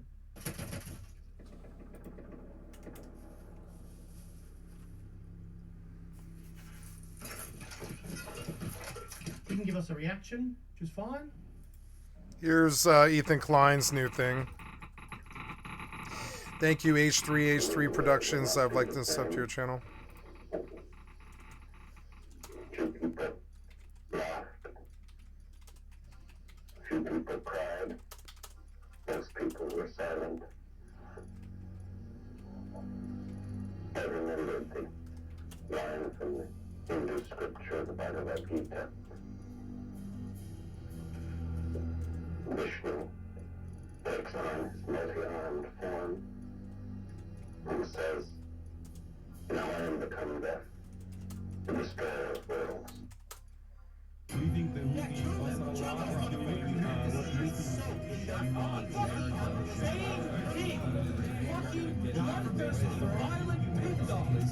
Why am I held accountable? God forbid you throw up the fucking green Hamas banner. Happy birthday to you. Happy birthday from Twitch, Hassan. Happy birthday from Twitch.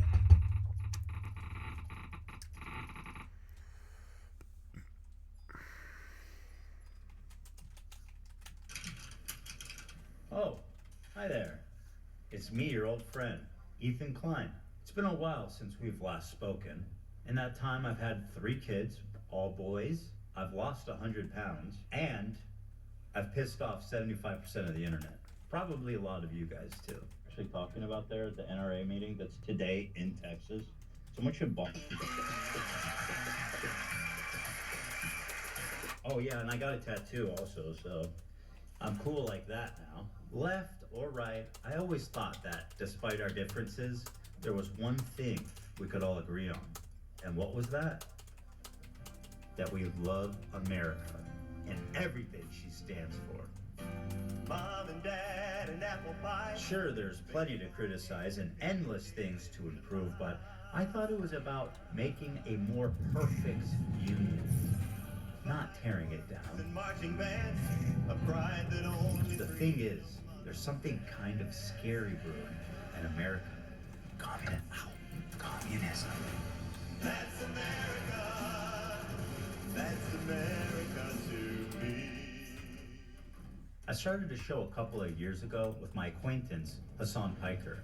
You might remember him from such classics as America deserved 9/11, dude. Fuck it, I'm saying it. Yeah, kill them. Fuck it, I'm saying it. That's not what I said, you dumb bitch. Fuck it, I'm saying it. This was our show. which we made broadly to goof on the antics of the right. Now, to be clear, I Me knew about too. all these edgy, controversial jokes at the time we made the show together, because who am I to judge? Here was Ethan Klein being a delightful human being. I was just gonna say, if there's another Holocaust, if they start rounding up the Jews again, I hope Ben gets killed. He presents himself as someone like me, a left-leaning Democrat who supports basic things. And we went on making the show for about 2 years, and everything was good. Everyone was having fun, the audience was having fun, no problem. That was until this happened. We were doing our regular show, and for the first time I noticed an inordinate amount of radical, hardcore leftists. I mean, I thought we were social democrats. Nope. Whatever this was. I don't hate the idea of I'm radical people who left. can Yeah. be successful. I think it's good that people can achieve success in the term monetary success. I mean, that's what that means, right? I do. You know? Ethan's like my mother. I'm like Hassan. What is the idea that you guys people like are just- looking for? You guys are all like radical communists? There's that many radical communists? Suck it, chat. You're watching a capitalist pig. Deal with this. And then this happened. This comment from Hassan really started to sound some alarms in my head. If you're in a socialist country with multiple parties, and one of the parties is a capitalist party, which would surely exist, what would you do if that party started gaining momentum? The solution to that would always be education and offering more re-education, certainly, yeah. There should be an enforcement mechanism, and in that enforcement mechanism, I think like rehabilitation, which would include re-education as well. If putting capitalists in re-education camps isn't disturbing enough, I started to notice that Hassan was carrying a lot of water for communist states' war crimes and genocides. What do you call Crimea? I call it a part of Russian territory, bitch. That's what I call Crimea. I call it Crimea River, a Russian river. The annexation of Crimea is absolutely a justifiable annexation. Tibet was literally a fucking feudal slave mandate, autonomous zone. China did them a favor. That was one. I mean, in America, when I say something like this, people get very upset. You know, we talk about the Dalai Lama but it saying, doesn't "Fuck my change the tongue," or fact that whatever, it's but, like, true. that's not far from the norm in fucking normal Tibetan existence before the Communist Party came in and So China unilaterally took over Tibet, like swept their culture. They basically are trying to, homogenize the culture. If your culture, they're trying to swell the religion and the identity. the part of they did them feudal a favor. warlords and slavery, abolishing that, yes, I do think that is good. No, China did them a favor. This is a good way to describe Taiwan as well. The American federal government going to the fucking south and killing, unfortunately not all of them, but a decent amount of slavers and defenders of slavery. This is violent retribution from a powerful federal government that squashed. He's okay, right, though. The South in the Civil War. Yes. And most disturbingly, a complete whitewashing of the Chinese genocide against their Muslim minority group, the Uyghurs. Don't they have Uyghur death camps? Is that? It's not a death camp. They were re-education camps. I wouldn't call it a no death longer in camp, no. operation. Is that according to the Associated Press? It's not whitewashing. It's I just saw the true. documentary, and I don't know. I don't know the surrounding narrative or anything about it, but it was about there was doctors in the area. They would be able to procure organs. No, no. I'm telling you, they were in China with. That one is like Shen Yun, we could get you an organ. From a Uyghur. But why is it? Is that really that crazy? The Associated Press quietly fucking wrote an article that didn't get a lot of coverage in mainstream media about how, like, okay, well, all the concentration camps have been closed now. It's like all the re-education camps are closed now in fucking Xinjiang, and it's like very different vibes in Xinjiang, and now it's the tourism hour. Let's see what the Associated Press actually had to say about this. These are all AP articles from the last 2 years. UK independent body reports China committed genocide in Xinjiang. China sanctions a US research firm and 2 individuals over a report about the human rights violations in Xinjiang.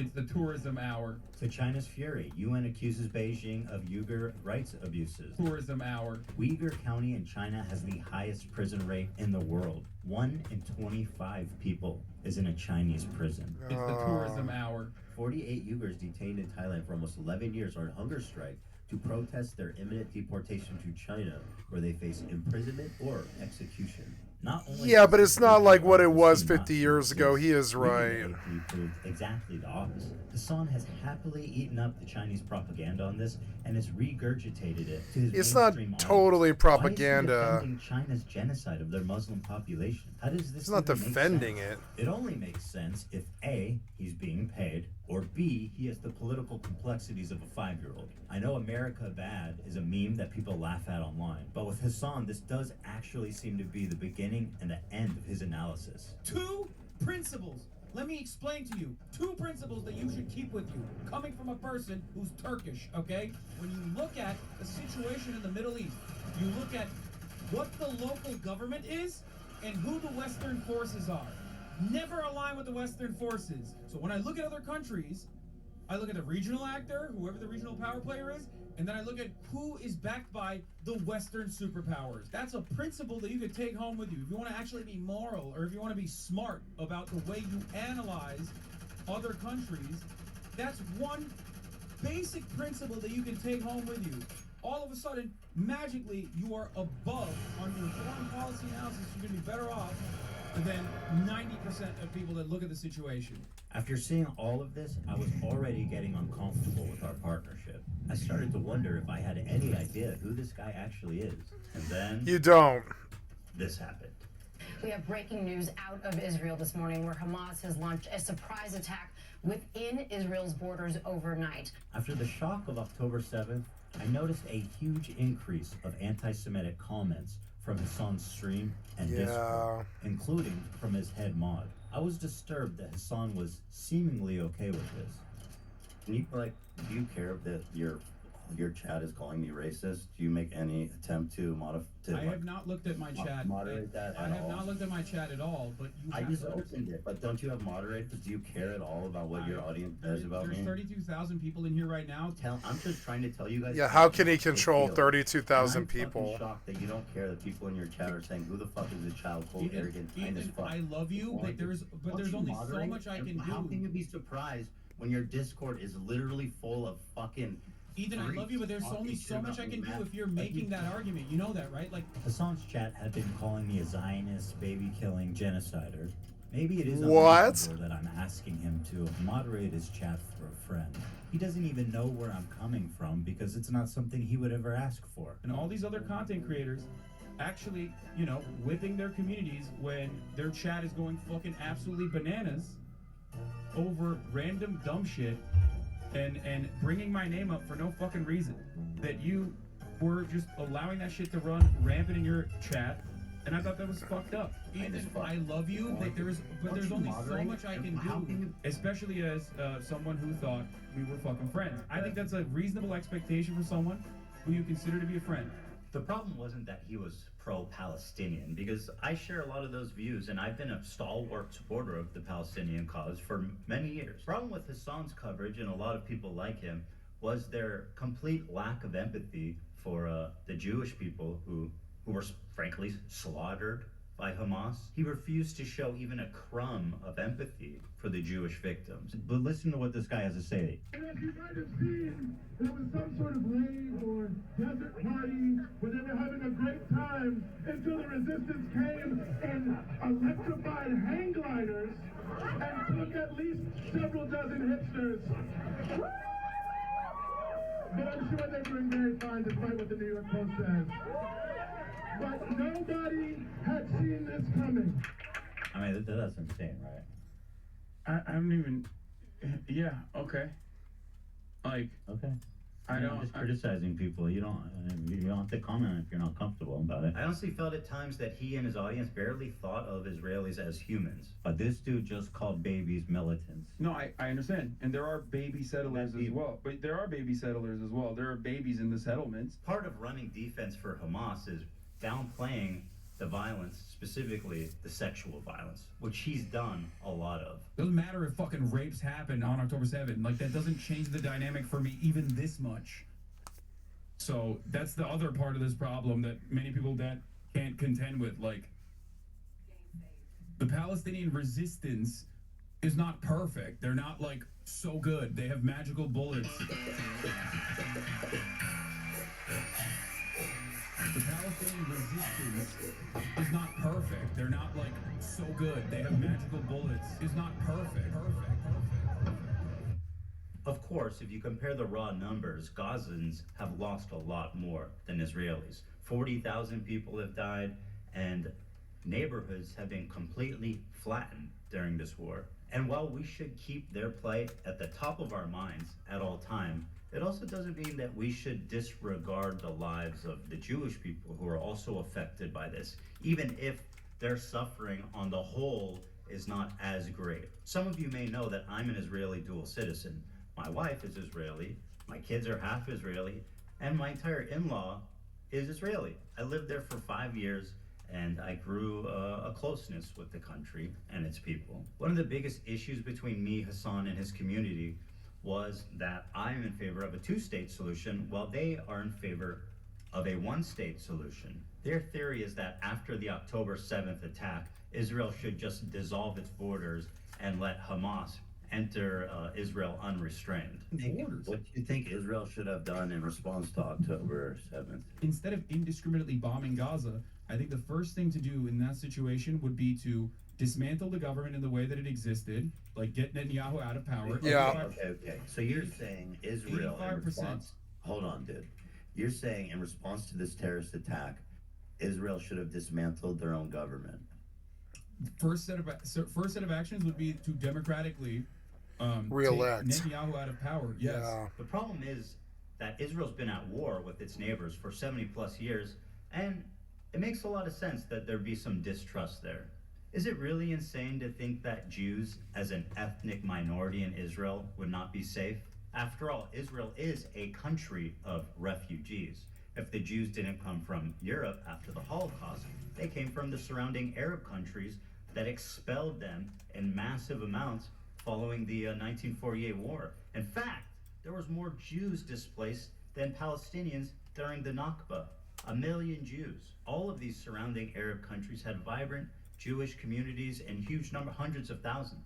Now, if you look at them, you're looking at close to, if not literally, 0 Jews left in these countries. Just to give you an idea, here's a visual representation of the Jewish refugees after 1948. Morocco had 265,000 Jews. Now it has 2,000. Algeria had 140,000. Now it has about 50. Iraq had 150,000 Jews, now 10. And I want to give a special shout out to my boy over in Afghanistan, one known Jew. We know him, we love him. He's the one Afghan Jew. They were forced to leave their homes, their lives, their property, and migrate to the only place in the world that would accept them, which was Israel. The irony of this whole situation is that after the 1948 war, when Israel won the war to declare its independence, the Arab countries got super anti-Semitic against their own Jewish citizenry that had nothing to do with Israel.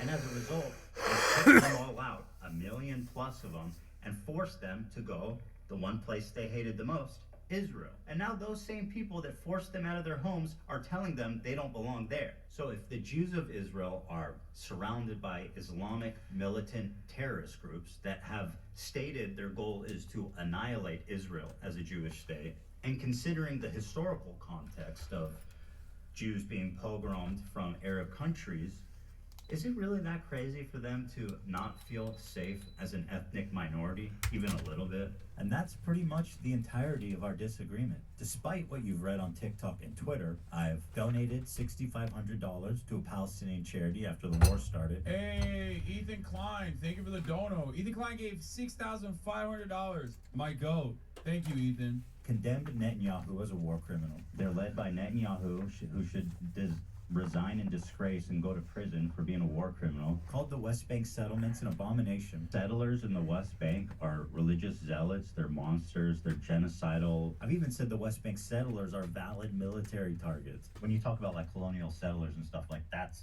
what's actually happening in the West Bank right now.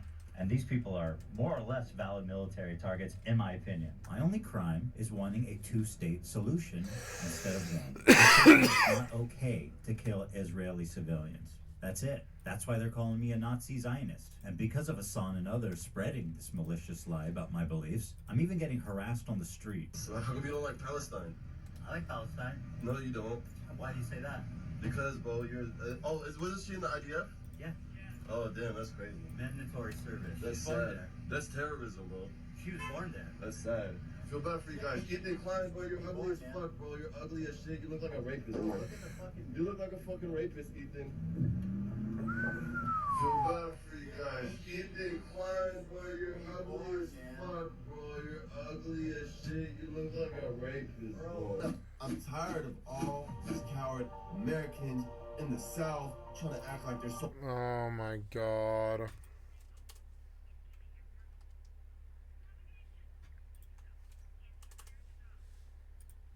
tough. Oh, I'm American. Oh, you don't even run your own country. You don't run your own country, bro. You don't run your own country. A foreign country named Israel runs your country. Oh my God, bro, I love you. Can I give you a hug, bro? I'm so sweaty, bro. I love you, bro. I'm so sweaty. I love you, bro. I have to interview you. You're like you're my hero, bro. I love you, bro. You're the coolest guy in the world, bro. Hold on, I think I look gay now. Hold on. Okay, 3, 2, 1. Hold on, I think I look gay now. Hold on. Okay. The funny thing about me, I don't like terrorism, and I don't like terrorists. If they're Jews, Christians, Muslims, they're all bad. What is terrorism? It's intentionally targeting civilian population for political goals. I don't like it, none of it. And over time, I started to learn that my co-host, he really likes terrorists. They do musicals. They're very musical people. Are you being serious? Dog, what do you look? You think I made this? I know there's. You didn't make it. Guns and shit. This isn't a music video, Hassan. They're taking over these ships. They started targeting the ships. The people on this helicopter right now? Yes, they're streaming this. Yeah, they're flexing. What? And they're coming in hot with guns. Yeah, but you have to understand, this is a deterrent. We think the Houthis, Ansar Allah, is doing what Luffy would do. You should tell him that. Hezbollah is a paramilitary organization. Do you like them or no? I don't have an issue with them, let's just say. But they are a terrorist organization. Like they're designated. what? They are designated by the American state as a terrorist organization. I do not like them then. Well, He is regarded as a pretty brilliant a person in terms of like everything that he's done. Then I saw clips like this where Hassan is explaining how he's hiding his power level to funnel in normies into radicalization. I think that in the short term, in order to combat against that, you have to advocate for a much lighter form of propaganda. You want America in the way that I feel about it, and if you want America to get out of the way for places with more revolutionary potential to do what they would normally do, I think that, one thing you have to do is advocate for a lighter form, while simultaneously still doing agitated propaganda that goes beyond, right, social democratic idea. I just wanted to put emphasis on the exact point of the so-called radicalization funnel, where, for example,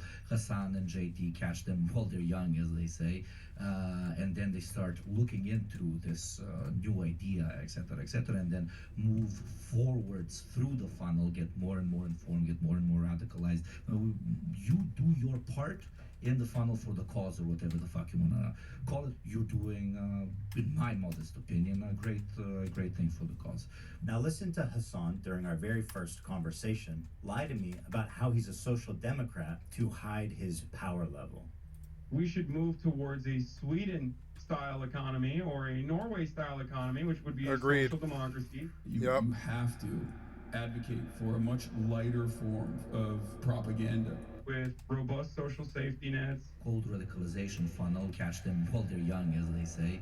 And protections for workers like higher unionization rates. A lighter form, while simultaneously still doing agitated propaganda that goes beyond social democratic ideas. Hell, he's proclaimed it loudly that he is a self-described propagandist. So I'm a propagandist. Well, no, For the record. I'm not calling it. I'm just saying. I'm going to play you. I'm saying I am. Okay, well then I want to. I'm saying I am. I just want to before put you it. even play it. A propagandist is much more than someone with a bias. It's someone who knowingly lies to further their political agenda. And then I had a terrifying vision. Had I been duped? Was Hassan presenting a Trojan horse to my community where he was just a left-leaning Democrat like myself, and as he said in the previous video, was funneling them into radicalization and turning them against me? Liberals are some of the easiest to manipulate people on the fucking planet. I learned how much he hates liberals. Dude, I hate liberals, dude. What? I hate them. I hate them so viciously. Did he secretly despise me this whole time? I'm sorry, dude. I hate liberals so much. Did this man sit next to me for 2 years and pretend to be my friend? Dude, liberals are a burden on this planet, dude. Liberals are What? the most, like, scummy, vile, fucking idiots. Liberals are incredibly stupid. I hate these petulant liberals, dumb fucking liberals. What else is someone this sociopathic capable of? Liberals are some of the easiest to manipulate people on the fucking planet. Was I being manipulated this whole time? That was my fear anyway, regardless of his true beliefs. No, he's a progressive. He believes in guns the way that he believes in peace. And this is the side of progressive that scares me, is the side that hates both, you know? I don't hate both. There's a side of progressive that hates both. I hate both of them. Sorry. I don't hate both of them. I just distrust both of them, right? But I don't hate both of them, no. I don't hate both of them. I just distrust both of them. I bet Hassan hates both of them. He talks about how much he hates the right wing all the time. And I think he probably hates liberals too, because and they're taking him out of context, because when he says he hates liberals, he's talking about when Joe loses. Or, you know, Hillary loses. He's talking about when they lose. And I get really mad at them when they do this too. How do you lose against Trump? You already had 35 felonies. How do you lose against somebody who has 35 felonies? How do you lose against a politician who has 35 felonies? It's because he just said that it was all bullshit and all lies, and the whole world believed him for some reason. I don't really understand that. And so, yeah, I kind of hate the Democrats the way Hassan hates the Democrats. It's kind of insane. And this scares Ethan, because it scares my mother too. Ethan's so much like my mother. It's scary. Fucking social democrats. They're fucking terrified of extreme leftists who want to help everybody. Both Palestine and Israel. Both America and Russia. Both Russia and Ukraine. Both fucking... You know, everybody but the Nazis, rapists, and fucking child molesters and murderers. Pretty much, you want to help everybody. Extreme left is just... And I kind of hate the liberals, too, all the time. I hate the liberals all the time because we lose all the time because we're just not we're not liar thieves that just steal and lie. We're not. So a lot of the time, politics is about stealing and lying. It fucking sucks, but it is true. And I wouldn't say the left is very good at that sort of thing. It's fucking annoying. I wouldn't say we are. I really, you know.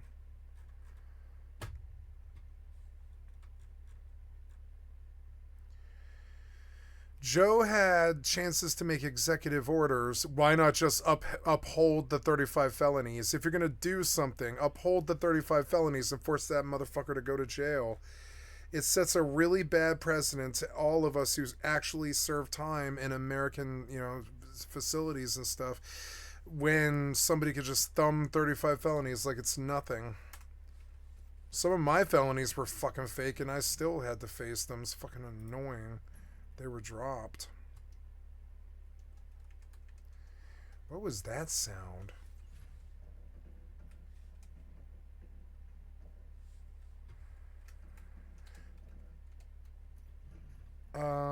So I'm going to sell bronze ingots, yeah?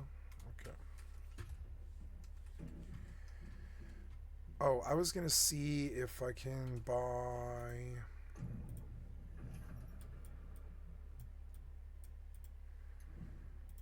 aluminum ingots, yeah? What does aluminum ingots take? Is it iron and... aluminum ingots take aluminum ore, which I don't even know where that is.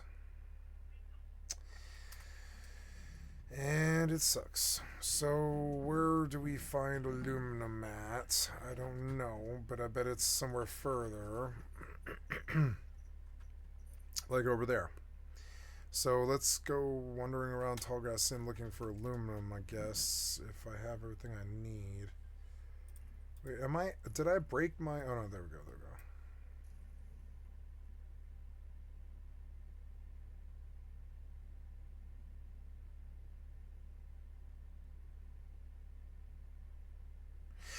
Oh, the drone itself is just a pet?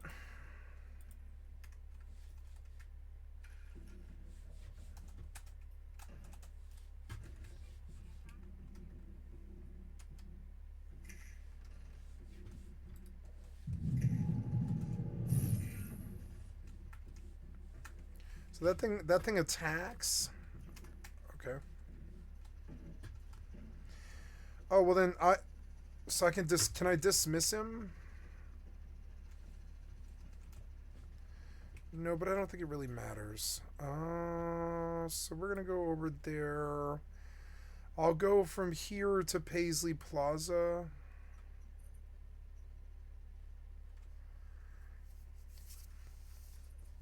Yeah, we'll go to the next zone because I'm guessing that aluminum is around there somewhere.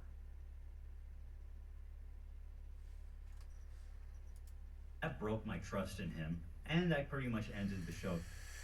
Yeah, but I mean, like, yeah, so, okay, so, most of the people in my inner circle hate both parties and are either libertarian or just unaffiliated. I am, I call it INR. I'm not represented, but I like I don't like the right wing and I don't like the Republicans at all. Never have. Because I don't like fiscal conservatives that starve us while they stuff their money in their fucking bank accounts like Scrooge McDuck. I think it's a fair assessment. And I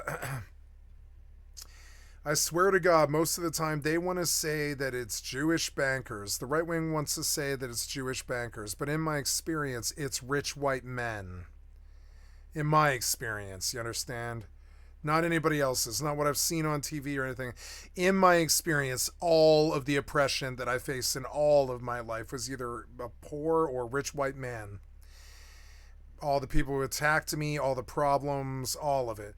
And so, you know, that sucks. But I mean, like, so, yeah, and that's one of the reasons why I dislike the Republicans so much, is I swear to God, you'll catch them slipping all the time talking about Jewish bankers. And I swear to God, this is how the Holocaust gets started. I swear to God, it's this stuff is, and it's that distrust, right? And then I distrust the left because they still back stuff like the drug war. Ethan will still back stuff like Netanyahu. And so I find myself at odds with them when I don't want to be. The sides of the left. I don't trust Hillary. I don't trust the Freemasons. I don't trust their influence upon the left and the Democratic Party. I don't trust the Bilderberger groups. I don't trust Bill Clinton. You know, he was Rhodes Scholar, like, which is, you know, intelligence level is good, but the background he's got, he's a Rothschild, and I've never really trusted them. And honestly, that's white Freemasons. Mostly white Freemasons. Not always, but mostly white Freemasons. And so Ethan gets scared that people like Hassan and I dislike both sides. But understand, I think Hassan would work with both sides because you have to. You have to. You can't eliminate the right. You end up with this pussy world that just gets pushed over all the time. You can't eliminate the left. You just end up with Hitlers all the time. You need that balance of sense and peace and stability, counteracting the constant chaos that is actual humanity and all the fascism that people lead to when they try to take power. And so he's mistaking our disdain of how badly both sides have acted and taking it out of context. And he hears, like, I kind of have a bit of disdain for social democrats, and this scares the shit out of social democrats. I've got a bit of disdain for them, but I vote social democrat. Now, they're not going to expect me to say that, but I'm going to say I've got quite a bit of disdain for Social Democrat, but I vote Social Democrat. It's fucked up. That's why I dislike Social Democrats. They get my vote by default. They're just the lesser of two evils. They've never been something that I've wanted to fucking vote for. They're fucking weak. They let Putin bend them over all the goddamn time, both of them, Republicans and Democrats. You want to talk about weakness? You think the Democrats are fucking weak, but honestly, the Democrats deal with the fucking the foreign dictators much better than the Republicans do. The Republicans just shake their fist at them, and then we end up in World War I and World War II. I'm sorry, but that is the goddamn truth. And who dropped the bomb? Do you really think that was a liberal? You really think a liberal dropped the Hiroshima and Nagasaki bombs? You really think a liberal wanted to kill that many people? And that's my other problem with the right wing. And so this scares the shit out of even Ethan. When somebody like Hassan and I don't identify with Hassan either. I'm just talking about, like, but we do fall. I've heard him say some really fucked up, scary shit that I don't agree with at all. But politically, he's not far from me. I just take each country and each government and each dictator and each piece of shit bi-party system has torn each other apart on a case by case basis, and I come back finding them wanting. I come back thinking that they're wanting, both sides, both the Republicans and the Democrats. When the social democrats lose, they get scared about who their friends are. It's just something that's true. And then they're like, oh God, I don't understand the progressive. They just want to throw bombs. They just don't really like either side. They don't value. They're like, but you know, I can tell you this. I guarantee Hassan did not vote for Trump. That by rote. I guarantee that by rote, that makes Hassan your fucking friend, Ethan. By rote. It makes us your fucking friend in a way. The progressives and the leftists have always gotten along really well, and I would say the Republicans get along with me. I mean, there's Republicans in my life who really hate me. I'm sure. I'm certain of it. But I don't really know why. I'm far more fucking likely to go with them to a gun club, a cigar place, and a strip club and smoke drugs. I don't know why. I guess that would be a leftist thing. I don't know. Whatever. But I mean, like, you know, or whatever. But like, I think I'm like, you know, it's weird between the three sides or whatever you want to call it. Like, I think I'm far more likely to be a friend to both sides because I'm sympathetic to the right wing when they talk about gun rights. I'm sympathetic to the left wing when they talk about gun control. I'm sympathetic when the left wing talks about school shootings and how the gun violence has to stop. I'm sympathetic to the Democrats when they talk about BLM movements and how the police brutality has to stop and all this. I'm sympathetic to the right wing when they talk about fucking, you know, like, basically ruling with an iron fist when it comes to foreign concerns. And I've heard all kinds of crazy shit out of right-wingers all of my goddamn life, and I really don't know where they stand. But I think they can kind of relate to me. At least I hope they can, but I don't know. Sometimes I think they want to go over there and take oil from the Middle East and stuff like this. I think the Republicans wanted the oil from the Middle East, which is what got us in 9/11 and all the bullshit with the Afghanistan war. I think the Democrats want that oil too. I think both sides have built this giant machine, and I call it the Carmageddon.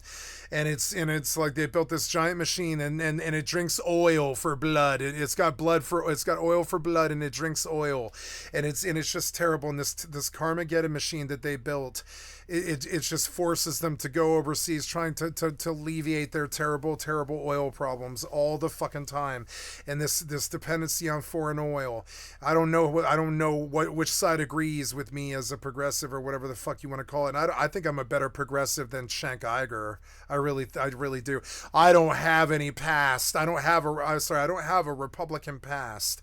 I have never identified as right wing, not once ever. Never slipped up, never fucked up, never said something sexist about a woman, not directly to her fucking face. You know what I'm saying? Not in a harmful way. Never made a racist comment on stream. If I made a homophobic comment, I was always referring to straight men.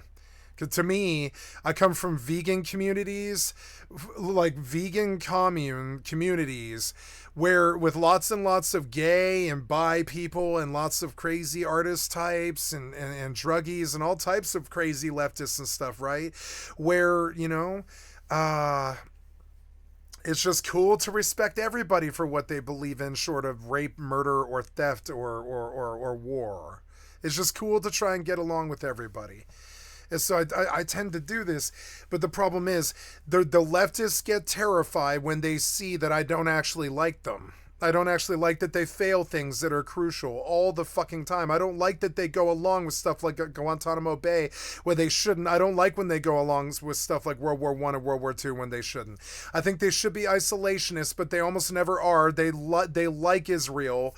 They like saving the Jews, and that's okay, but that's, you know, that's what we did in World War II and stuff against the Nazis and stuff. That's okay. We help out people when they're in trouble. We play World Police all the time. I think South Park did a movie about it. I'm fairly sure that we do. I think we play World Police all the fucking time. But like, my dislike of both sides for their fucking failures it should not be construed as I am your enemy. I don't vote for Trump. And when it comes to it, it'll be people like me that ends up fighting the right when they go. Trust me, to me, when the right wing gets out of control, you get World War II. You get genocide. You get violence. When the left gets out of control, you get HIV, AIDS, and all kinds of butt sex viruses and stuff while they have their little flower power revolution. Probably a lot of drug addiction and a lot of free love and a lot of flower power stuff and a lot of really kick-ass music in the middle of 1973, the greatest year that we've ever had in music, right? Progressive music and stuff. And so, yeah, when the left gets out of hand, we have our problems too. We lose all the fucking time when it matters. We let them get away with terrible, terrible shit. We do stuff like back the CIA as they kill our visionaries like John Lennon and all this weird shit.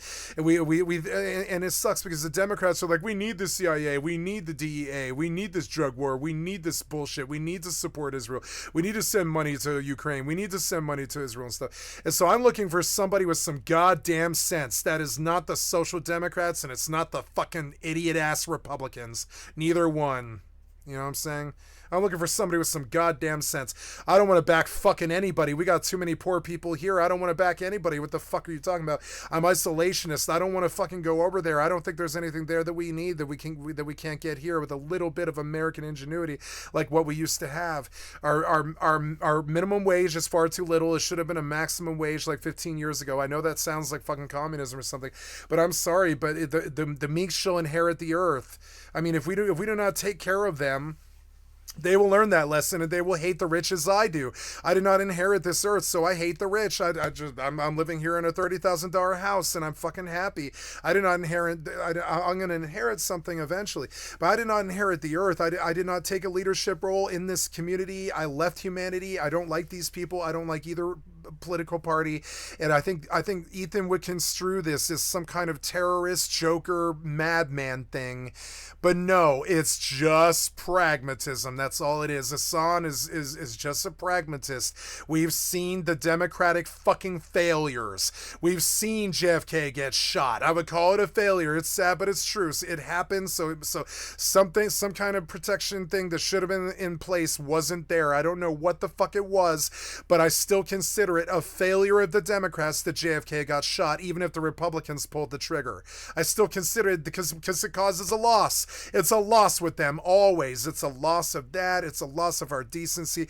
They like fucking kibitzing around with stuff like the Cuban Missile Crisis and all this. The Democrats aren't that safe when it comes to war chests. Like the Democrats like the war chests and the Democrats like war too. I don't like fucking war. I like John Lennon and fucking, I'm I'm a pacifist of Mahatma Gandhi ilk. I don't like fucking war like Hassan. I don't like war, and we've had just as much of it from Democrats as we have Republicans. It took the Democrats going along for us to be in Afghanistan for 23 fucking years. The Republicans told that fucking lie about Osama bin Laden. They killed 3,000 of our own fucking troops in fucking 9/11 and shit, so they would get us to get out of that isolationist mood that we had been in for since Vietnam. What the fuck was up with Vietnam? Nixon in Vietnam was fucking sick, the same way that George Bush and fucking 9/11 and Afghanistan were fucking sick, the same way Vietnam was fucking sick. What's up with the Republicans and all the fucking war? What's up with the Republicans? And I know this is the Republicans because they're the only people who kill like this. What's up with the Republicans dropping the bombs on Hiroshima and Nagasaki without the goddamn public's like permission? We can talk about Bill Clinton repealing the Glass-Steagall Acts, and then that's how your parents got their fucking house repossessed, and it's why your fucking parents have 3 fucking mortgages or 3 bankruptcies. That's because Bill Clinton repealed the goddamn Glass-Steagall Act, so all the banks could act like fucking assholes all the time. All of these world problems caused by both fucking parties in every single country in the known goddamn world, except for like basic ones in Africa and stuff like this, and other places like China and stuff, rural countries and stuff, right? Pretty much, if there's money and white people and money and corruption to be had, there will be war and problems and suppression. We have really, really renowned, really good fucking world fucking renowned socialites and what's the word I'm looking for? Diplomats who tell us all the time the problems that we have and what we face, but we don't listen. We go over there and we do the Cuban Missile Crisis. We do the Vietnam. They warn us all the time. What the fuck are you doing in Vietnam? What do you know about the swamp? What the fuck do you know about Vietnam? Why would you go over there? It's just insane. Aristotle and Onassis, or is it just pride, or do you need their opium? What the fuck is it? I don't really understand it. Why do we go over there? It's the same thing with Afghanistan. And so, yeah, after like 70 years of watching both of these goddamn parties fucking bungle every single fucking thing. They bungled abortion. They bungled fucking school shootings. They bungled fucking like the overpopulation. They bungled pollution. They bungled the CIA. They bungled spying. They bungled fucking like the atomic war. We caused the atomic war. All the time we kept thinking, oh my God, Russia, they're gonna nuke us. And then we, America, dropped the goddamn bomb without the public's fucking permission. Yeah, and my fear and loathing and anger, at both fucking parties terrifies the shit out of the fucking social democrats, and it absolutely fucking should. We're sick of your fucking failures. We're sick of it. And Republicans love it when I talk, but trust me, I would full-blown put their party to the fucking wall, essentially. I don't mean the wall. I mean, like, as in eliminate the party. It is not good. It is a morally bankrupt party. You can tell from the 35 felonies. You can tell from the fucking wars that they committed us to. You can tell from the fact that they dropped the bomb without our permission and shit. I want to disband that goddamn party. You want to tell about, and the Republicans should really fucking hate me, because I would just full-blown wipe out the Republican Party. I consider it to be the second worst virus on earth after mankind. You know what I'm saying? I seriously believe most of the rape and the murder and the war in mankind's history comes from the right wing. It fucking sucks. And so, yeah, the right wing should be more scared of me than the social democrats are. I'm the one with the goddamn sense. I've been watching you fail for thousands of fucking years, causing wars and fucking Genghis Khan bullshit and all this, and I'm fucking sick of it. I'm sick of your idiocy. I want off this planet, and I don't like either of your fucking parties. And yeah, Ethan Klein should be scared of people like me and Hassan. We're your friend. Yeah, we don't vote for Trump. No, we're a lot more of your friend than the Republicans are. But no, we don't like you. No, all the world is chains and churches because the Democrats go along with every little simple thing that the piece of shit Republicans come up with. All the world is chains and churches because the Democrats swear to God too. It's fucking stupid. And I'm sorry, but yep.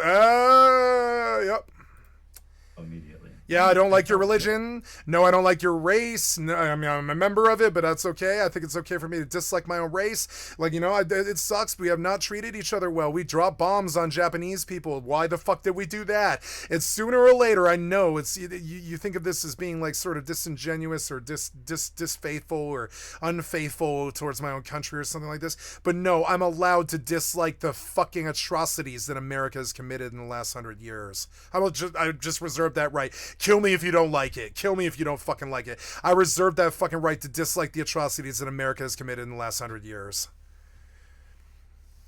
So I'm fucked up and said, blah, blah, blah, blah, blah, with 9/11, blah, blah, blah. And I'm not going to even say what it is or I'll get canceled too and stuff. And I don't believe that same fucking thing because I don't like fucking violence, but I understand the fucking, I understand the hatred of our establishment and understanding and believing that same thing that he said. I sort of believe that same thing that he said too.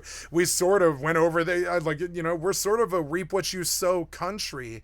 We constantly reap what we sow all the time. From the Cuban Missile Crisis to the fucking to the Iran Contras to the drug war and the cartels and stuff. We constantly reap what we sow, and we act morally superior as we drop the first nuclear bomb. We are not morally superior, and I'm not anti-American. I'm talking about I'm anti-American fucking idiot. I'm anti-American idiot anymore. We were better than this. We were always better than this. George Washington raised us better than this. We've always been better than this. Guilty for my participation. Your failures. I understand what scares both parties about a progressive throwing bombs. You understand? I know what scares the shit out of you because I'm sitting there pragmatist and just pointing out the sins of both parties. What can you do? You can't put a fucking spin on it so you can save it for your little Republican fucking war chest. Try to take over the country again or whatever the fuck, or Democrats take over the country again. Whatever the fuck shit you're after with your shitty power games that destroy the public all the time. I don't care what you want. We're just talking about the amount of mistakes that you've made. I need your cooperation in a peaceful way to forward my people now. I can't have you fucking around with this tribalist war any longer. And I don't care if you think I'm a terrorist or not. I don't like you. I'm your only friend. You remember? There's me, the progressive. There's the asshole fucking Trumper fucking MAGA idiot maggot. And then there's the do-nothing fucking Congress approving, Israel loving, fucking crazy fucking Democrat pieces of shit that built the drug war prisons that fucking imprisoned all of my people and got us hurt by the cold. It went right along with the Afghanistans and the 9/11s and the Patriot Acts and the fucking prison industrial complex. And no, I don't like either one of you. And yeah, it terrifies the shit out of Ethan. And he's like, oh shit, I signed up with a progressive. I didn't realize he really hates everybody. Yeah, I kind of really hate everybody. You fucked everybody over. I hate both of you. Both of you guys fucked us both over. Really, I mean, I'm sorry. Both of you guys fucked us all over. Both your parties are fucking worthless as far as I'm concerned. I know that sounds crazy to you. You sound crazy to fucking me. You guys sound crazy with your fucking drug war, letting these people die of tranking and dope in the fucking streets while you quibble about the fucking money, talking about cutting fucking basic stuff like food stamps and shit, and letting fucking and then tariffing China and all this crazy shit. And I'm sorry, but I just haven't heard a single American policy in a long time that actually does something for the fucking public rather than fucking hurt us. And yeah, I hate both of you, and I'll never vote Republican, but I'll constantly vote Social Democrat just so we don't have any more Trump.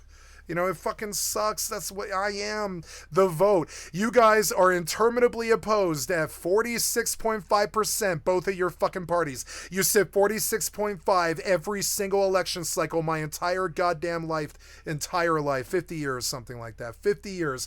40 some odd years. You have sat interminably opposed at 46.5% in each fucking party. It comes out to like fucking 98.6 or something. And then me, the progressive, who is friends with both of you, who will go to the shooting gallery with the Republican while he talks about fucking war and shit and World War II history and stuff like this, and who will smoke opium with the leftist hippie in my commune. You know what I'm saying? I like both of you. I have tendencies on both fucking sides. I'm about as middle as road as it fucking gets, but I'm also extreme leftist when it comes to, you gotta shut those fucking prisons and borders down. You gotta, I'm extreme fucking leftist like that. You gotta shut those borders and prisons the fuck down before it kills America any the fuck more than it already has. You know what I'm saying? And then you gotta absolutely end foreign wars completely. We just do not have the fucking money. All this money you spend on military war chests and stuff, I want to see what that money can do to enrich the lower and the middle class and get them on their feet again and shit. And I just don't like either side. I'd be okay if neither one of you ever win another election again. I'd like to dissolve both parties. We've seen what happens after 50, 60 years of you.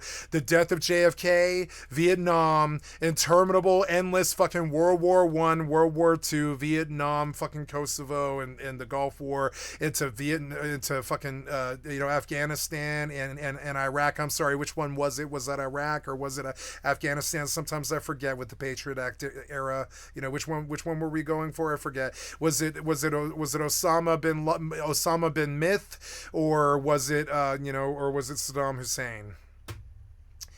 And I'm caught between a douche and a fucking turd sandwich. I've been screaming at you like South Park for like 17 years. I used to do it on stage. I can't stand you guys. I can't fucking stand you.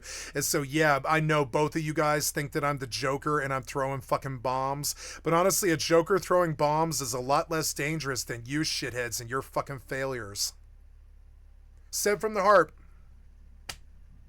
A Joker throwing bombs at this point is a lot fucking safer than you sitting there in that do-nothing Congress while you filibuster between two interminably opposed parties for fucking 100 years and your people die in the fucking streets. I'll take a Joker tossing bombs at this fucking point. I like Hassan a lot more than fucking Ethan, and I'm a lot more fucking social democrat than I am Republican and shit, but I'm both, motherfucker. I'm basically both. I grew up on fucking war movies and shit. I like shooting my gun. I like my law. I like the law. I really like the law. I don't like it when people violate it. I never agree with the drug war thing. Beyond that, any crime that I ever committed was either out of some sheer fucking craziness of just sheer like adrenaline junkie stuff, or I needed it. I needed the food to survive. I've never believed in crime or anything like that. But understand, I want every drug legalized. I want that border fucking opened, and I want our military essentially disbanded.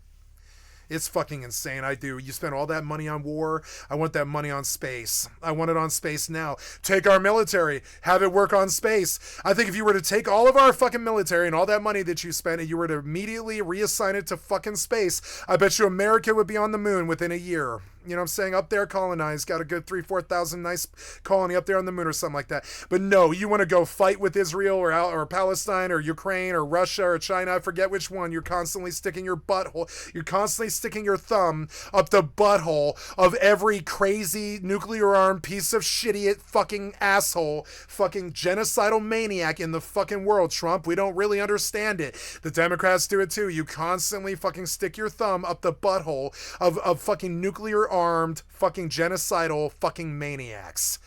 And oh, Trump loves Kim Jong-il or whatever. It's just insane. It's like, what the fuck? Participation in mainstreaming Hassan.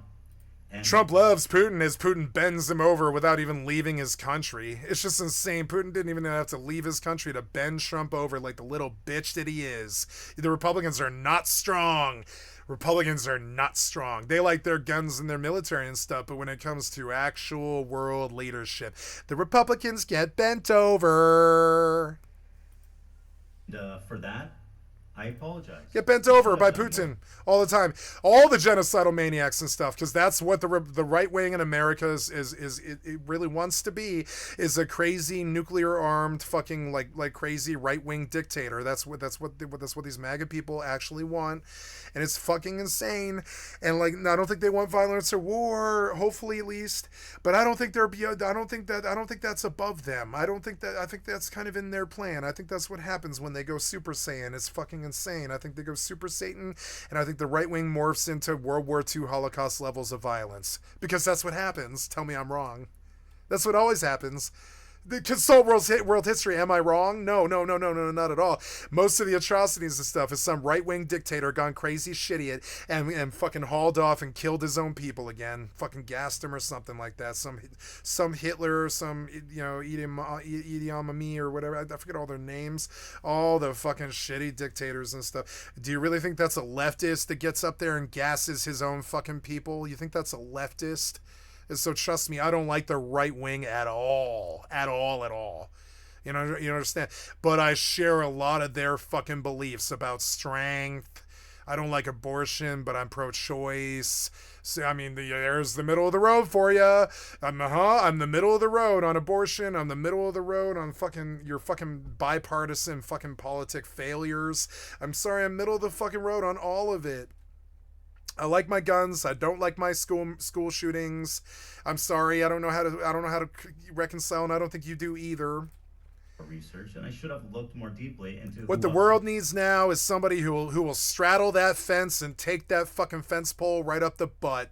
That's what the world needs. The world needs an enema, and it needs an American leader who's willing to straddle the fucking fence, because your interminably opposed parties have done nothing for 70 years except bring us sorrow, war, poverty, assassinations, attempted assassinations, CIA bunglings, and sorrow. And with friends like you, honestly, I'd rather fight the Nazis than have you be friends, honestly, with friends like you. Both parties. I feel that way. With the filibuster that you let the Congress become when this shit matters so much, when our kids are at stake, their educations are at stake, and you sit there in that fucking interminably opposed filibuster doing nothing for 50 fucking years, that makes you sin. You guys have committed the worst sin. You sat on your fucking hands while your children died. Bed with before they gave me chlamydia. I hate talking eloquently about this shit, and I don't like sounding like Hitler either. And I don't have a lot of power plays. What I want to do is fix all the damage you guys have done. I'm not proposing we do anything except fix the pollution, fix the fucking economy. I'm not proposing we tell somebody needs to do something with their religion or with their blood war or anything like this. I don't have any policies when it comes to that. You guys do that shit. You come up with that stuff. You guys seem to like to boss people around. All I want to do is make sure all of us have our God-given rights of happiness and the ability to pursue money without 50 billion mini middlemen, free trade and all this shit. I know I sound like a fucking libertarian, but understand, I don't want handguns on the fucking street. I don't think that makes me libertarian. I think that makes me extreme leftist liberal, straddling the fucking fence like a progressive, but who would never ever enter the same room as a Republican, not willingly. When my friends tell me they're Republican, I'm like, oh shit, well that was nice. That was a nice friendship we had once, It sucks, but whatever, sorry, when a right wing gets out of hand, when a left wing gets out of hand, we get the flower power revolution. When a right wing gets out of hand, we get World War II. Sorry, Hila. Over the past year since the show ended, I continue to watch us on platform. Promote. Yep, and understand, you're an idiot. You're an idiot liberal, and I am too. So is Hassan. You're an idiot liberal, and you're easily manipulated by somebody who sees the entire game board and sees the bullshit on both fucking sides and doesn't like either. And yeah, that should scare you. It should fucking scare you. It scares everybody I've ever met. It scares the living shit out of my mother. She's like, you're a terrorist, basically. And I'm like, no, I would never harm a living thing.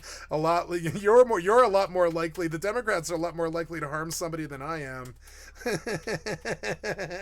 You'll call pinpoint strikes and all types of shit. I'm just full-blown not willing to do that to a foreign country. I'm not willing to do it. I got 10 times the sense of both parties combined. I'm just not willing to do that to a fucking foreign country.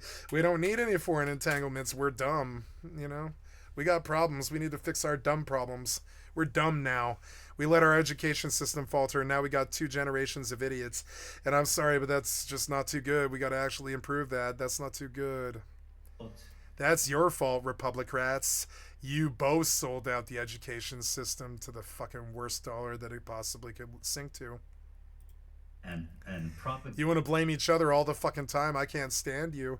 All you do is play the blame game. Look at your election cycle. It was entirely a fucking blame game. Yeah, I'm outed that I don't like you. And but I've never hid this. Neither is Hassan. I'm outed that I don't like Democrats. Yeah, I don't like Democrats. The Republicans in the stream probably think I'm lying when I say that. When I tell them that I voted for fucking Hillary and I voted for fucking Obama and I voted for fucking Bernie and or not Bernie, but I voted for Amy Klobuchar. And then I voted for Joe twice, and then Kamala Harris and stuff, and then they go, you're just a Democrat, you're just a Democrat. No, I'll do anything to keep the right wing from taking power. Anything. I'll take it up the butt. Seriously, I'll do anything to prevent the right wing from taking power. You guys, like, when you get out of control, we get World War III. I'll do anything to prevent you from taking power, including backing these fucking weird, I don't know what you would call them, Freemasons, backing these Freemasons like Hillary and Bill. I will back these Freemasons, you know what I'm saying? I will back them if it means that we don't have World War III, because every time a Republican comes into power, what's the first thing that happens? COVID or war. Before they gave me chlamydia. Sorry, Hila. Over the past year since I waited for the war. I mean, I guess you could say that Russia, Ukraine, and Israel, Palestine is the war. There's other stuff happening too. Like I just heard that Pakistan and who was it? Was it Saudi Arabia or somebody are going to fight? I can't remember what it was. Just insane. There's like 8 crazy world powers like just descending into madness right now because your interminably opposed parties cannot get anything done in any of these fucking countries. You are worthless. You shouldn't abdicate, but I mean, like, you are worthless. You sit there in these do-nothing fucking filibuster fucking committees for 75 years in every country in the fucking world. Look at what it did to fucking Venezuela. Look at how much shit the Republicans talked about the poor Venezuelans just this year. No, I don't like Republicans. No, I don't like Democrats. And yeah, this should scare you. I'm the guy who's going to take your power from you. Or promote. This should scare you.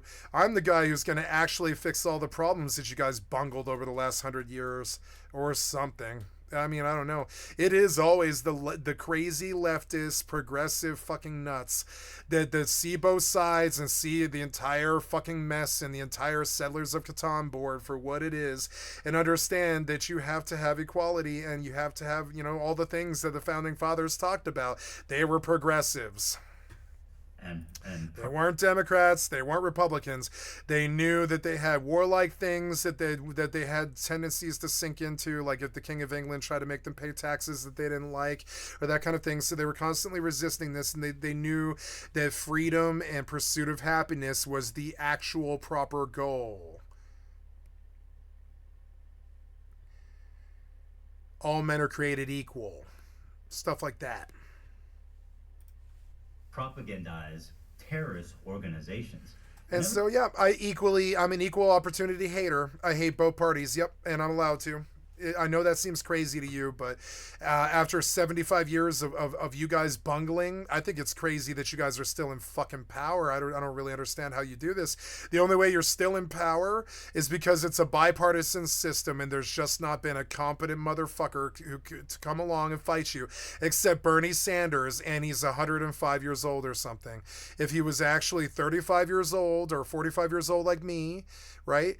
I would take that fucking an actual real progressive party that will not commit to any violence, that will not go to foreign entanglements in any way or fucking form, who will immediately fix the education system and fix the pollution and get America working again, and all the stuff with the New Deal that the Democrats talk about all the time.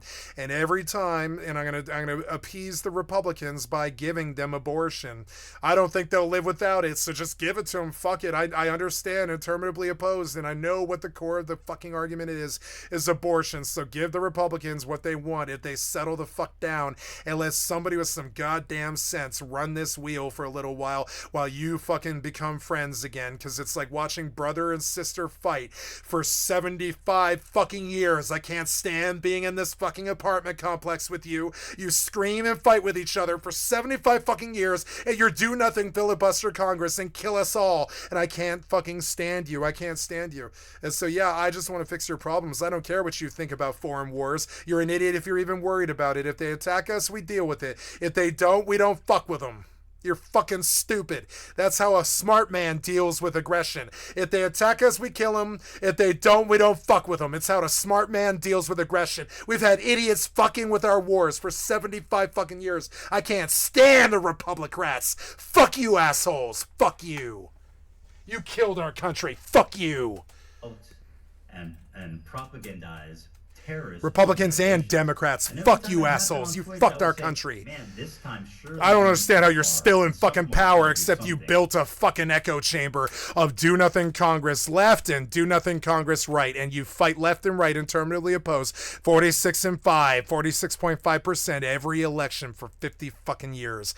You can't make up any your minds. You can't transfer power. You can't get anything done. You constantly yell at each other. You constantly call each other baby rapers and all this constant shit that I can't fucking stand about your idiot-ass tribal war, your low IQ leaders that shouldn't have ever been leaders, your people that don't understand how to not get bent over by Putin, or at least take some fucking advice from a fucking diplomat for once, and you let Kissinger run all over us. You're just disgusting. Both of your parties are fucking disgusting. You commit 9/11s, you commit us to 9/11s and fucking Vietnams and Afghanistans, and I can't stand either one of you. And yeah, I'm the Joker throwing bombs. You best fucking believe it. I'm your best friend because you have no friends. You're interminably opposed. You've got yourself and the Republicans. I'm your best friend. You've got yourself and the Democrats. I'm your only friend, motherfucker. I'm your only friend. And trust me, if we don't step in and fix your fucking messes, I don't know who will, because you won't. You don't do shit. You don't do shit but kill people, basically. Kill people and steal money. That's all you do.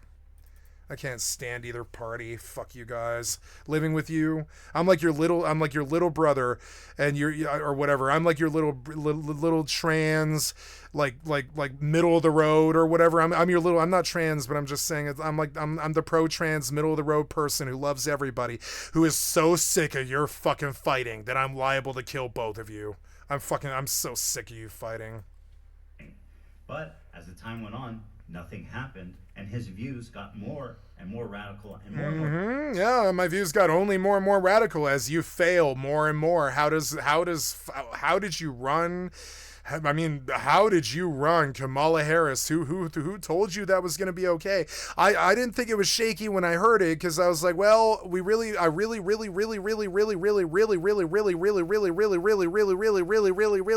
to give the women something like 75 reallys here. Really. I really want the sausage fest that is the Republican fucking sexist debacle of our government to fucking end. And I want a female president, however the fuck I get it. I'll take a Freemason Hillary president. I don't care. I'll take a CFR female president. I want that shitty Democrat and Republican sexist sausage fest full of men and rich white men the fuck out of my government. I'm sorry. And yeah, I don't like you. No, I don't like you. And I'm going to throw my fucking bombs. I want those borders opened. If those people want to come here and enrich our fucking country, fucking let them. Fucking let them. You stop suppressing our country now, you piece of shit anti-humanist cocksuckers. Fuck you. Both parties fucking worthless. Worthless pieces of shit.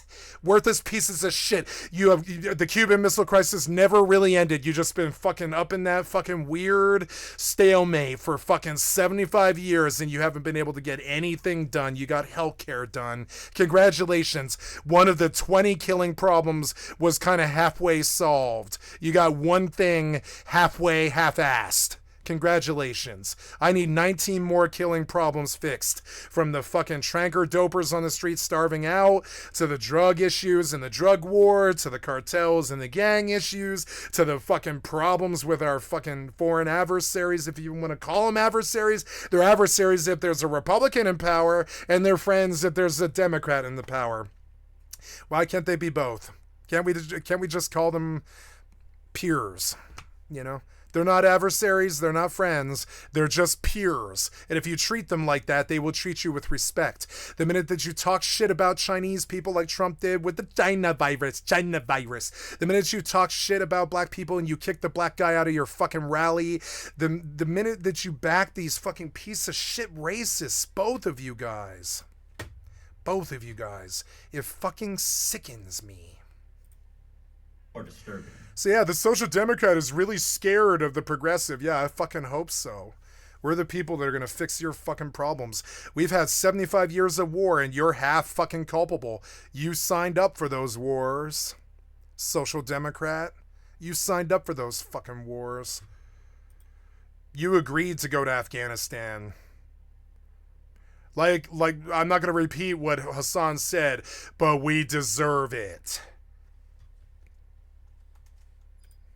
I feel it's my obligation, after mainstreaming someone like Hassan, to take this on. And so you lied about killing 3,000 people in your own fucking buildings with a fucking controlled demolition that brought down and imploded a building with 3,000 people inside.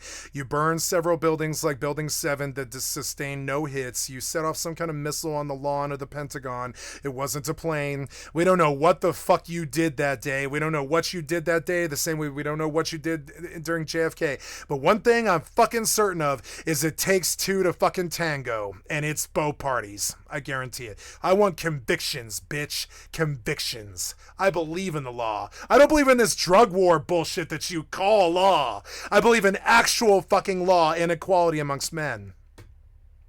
You guys don't believe in that. You believe in throwing your own fucking countrymen in the clink. You're fucking traitors. Both parties.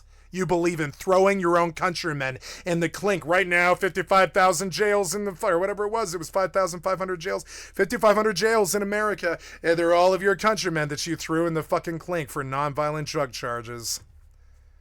Why should we like you? I don't like either party. Give me a reason why. There isn't any. it was war. Yeah, it's war. It's kind of like war, man. It's nuclear war. I stand before you following the footsteps of intellectual giants. Yep, like John Lennon. Yep. Now, a simple man who understands right from wrong. Yeah. You're an influential voice to a lot of people. I'm an idiot. I'm a dumb bimbo. I don't know what I'm talking about. I've got no idea. It's not. As a matter of fact, I seek it out because I make content. I think it's funny and fun. A good streamer is hyperbolic. I'm so much further left than fucking Hassan. Trust me, Hassan. I'm so much further left than Hassan, and I didn't even realize it. I had no idea, but I'm like the last one left. Hassan is so far right from me, it's actually kind of crazy. It's insane. I think he's still willing to talk to Trump, you know? I think that's still, I mean, that's to me basically a social democrat. I think of Hassan as a social democrat. I think he's still willing to talk to these people. I'm not willing to talk to them. I just want them to come to their own conclusion that their beliefs are bigoted. I don't want to talk to them.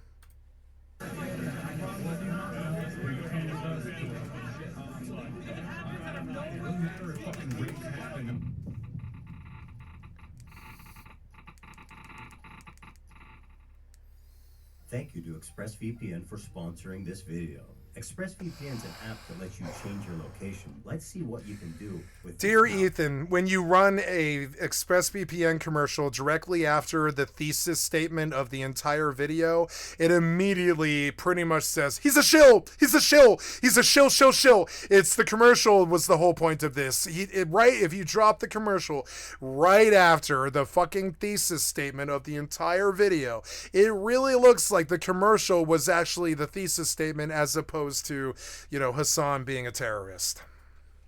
We could sign up for Netflix. Yeah, call us terrorists. I don't think any of us have ever mind that. I think a better word would be renegade. Call us terrorists, though. If that, you guys love to call people terrorists. You call anybody who isn't white terrorist. You love to call people terrorists. I've noticed this about Republicans and Democrats. They really like to call people terrorists. That's not something I've ever desired to do in my entire life. I can't think of anybody who's done well, yeah, I guess Cheney and Bush with 9/11 would be the only two terrorists that I can actually think of that actually caused a whole bunch of terror. Beyond that, there's just atrocities. You know? There's stuff like, you know, the Ariana Grande concert, I suppose. That's a terrorist. This sarin gas in the subway. I suppose there is terrorists in the world. But not huge armies. I don't think huge armies are terrorists. You know, or not huge armies, but just huge groups of insurgents. I don't really think they're terrorists. I know that you really want to call all of your enemies terrorists, but I just don't know if that word applies. I just never really did. From a different country, but why would you want to do that? I don't know if that word applies here. Dollars is now $3. I think if you lived in the Middle East and somebody came and tried to take over your goddamn country for 23 years, you would insurgent too. $8.66. Okay. And if you get organized about your insurgency, you become some umbrella term like Taliban. Have you ever known mankind to ever be very organized?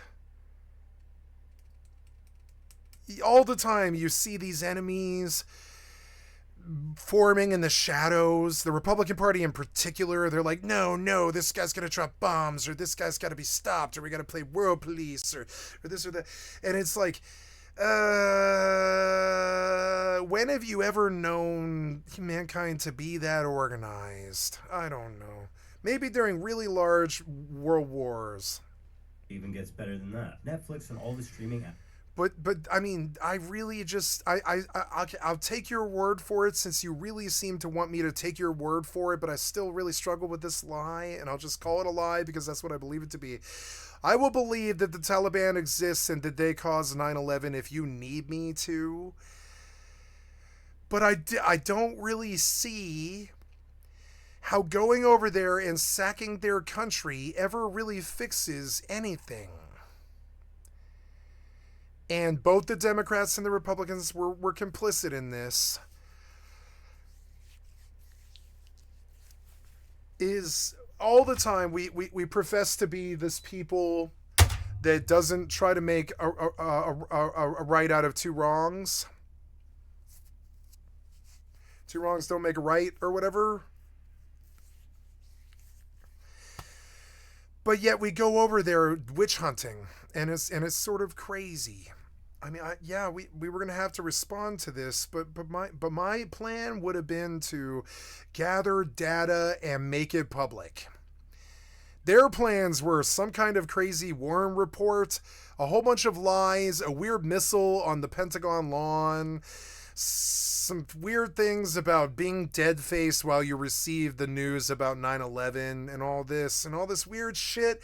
And you can tell they're just acting. They're like full-blown acting about it. Apps have different catalogs. Do you guys remember when Bush heard about 9/11? Michael Moore really seemed to want us to know about this moment for some reason. It was to let us know that it's all an act, you know?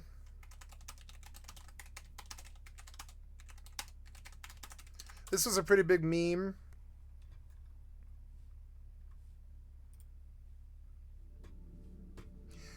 Thank you, BBC, for trying to expose this killer. See, that's the stuff that scares the Social Democrats. They like it when I say it about their enemies, but I'll say it about their friends, too. 9/11 would become a date to remember. Remember, this moment was when he heard about 9/11. The job of a president is to protect the American people from harm. And some presidents don't need to worry about that, and some do. And it turns out I was one that did.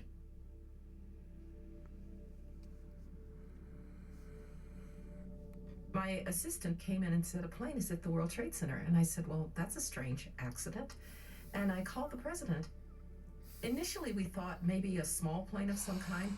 And he said, well, keep me posted. He'd been told that a small twin-engine prop plane crashed into one of the towers of the World Trade Center. You know. What? That's a horrible accident. I was concerned, but I did not think of it as a national security threat. I remember when he came in, even as a 7-year-old, you know who the president is, right? And I remember like even feeling. So this is how they spun this. Is the lie that they told was that that he thought it was a Cessna, so he didn't freak out as bad. Like that young feeling, like kind of like starstruck and giddy. But I mean, this is why I hate both the Republicans and the Democrats. Why would you be so stupid as to think that this was a Cessna? Like I'm going to Disney World or something, and that's the lie that you go with, is that our president was given the false information that these 747s that hit our buildings was actually a Cessna. This does not inspire confidence in Bush. You understand? This does not inspire my confidence in Bush any more than thinking that he just full-blown did it. You know, it's sort of weird because either way, it was still an incompetent response that doesn't make me like him. Like it's just them failing more and more and more. Think about patriotic things when you're that little, you know, you do the Pledge of Allegiance every day, and I literally put my hand over my heart. I asked my communicators if they could find a television. And at about 1 minute after 9, they came back in with a television set. So we brought CNN up. I was calling the White House Situation Room to talk to my senior duty officer. So I was chatting with him on the handset. So notice how they talk about, I started talking to my boss, and he started talking to his boss, and he started talking to his boss, and we all got on the phone, and we started talking to each other about this and stuff. Yeah, you should talk about this, yeah. But notice that nothing ever gets done and nothing ever gets happened, you know? It's because they get on their fucking Republicans and Democrats. This is them. This is who they are. I don't want some dictatorship where I just wheel out a bunch of like decisions. I want a democracy. But I mean, this is not democracy. This is a bunch of idiots with a chain of command that's so fucking long that nothing gets done. I'm gonna throw that bomb. You've been incompetent, and it's an egregious sin. You were asleep at this. You were asleep at the American switch, and I wouldn't call you a traitor, but it's not far from that. You guys, you're on your phone talking to your fucking boss, and watch the television as. And watching television, I mean, what can you do? But I mean, what can you do in that moment? But. The country was watching. I expect my people, my leadership, to be more competent than this. I want them in the war room within, you know, I don't know, 90 minutes. At 9:03, when the second aircraft impacted into the second World Trade Center tower. When the second plane hit, there was an audible gasp of air. I should go on the dark web and draw up the 9/11 videos and stuff and show you guys what actually happened that day, which is shape charges running down from 67 to, I don't know, 48 or something like that. Something like 16 shape charges all along the beams, all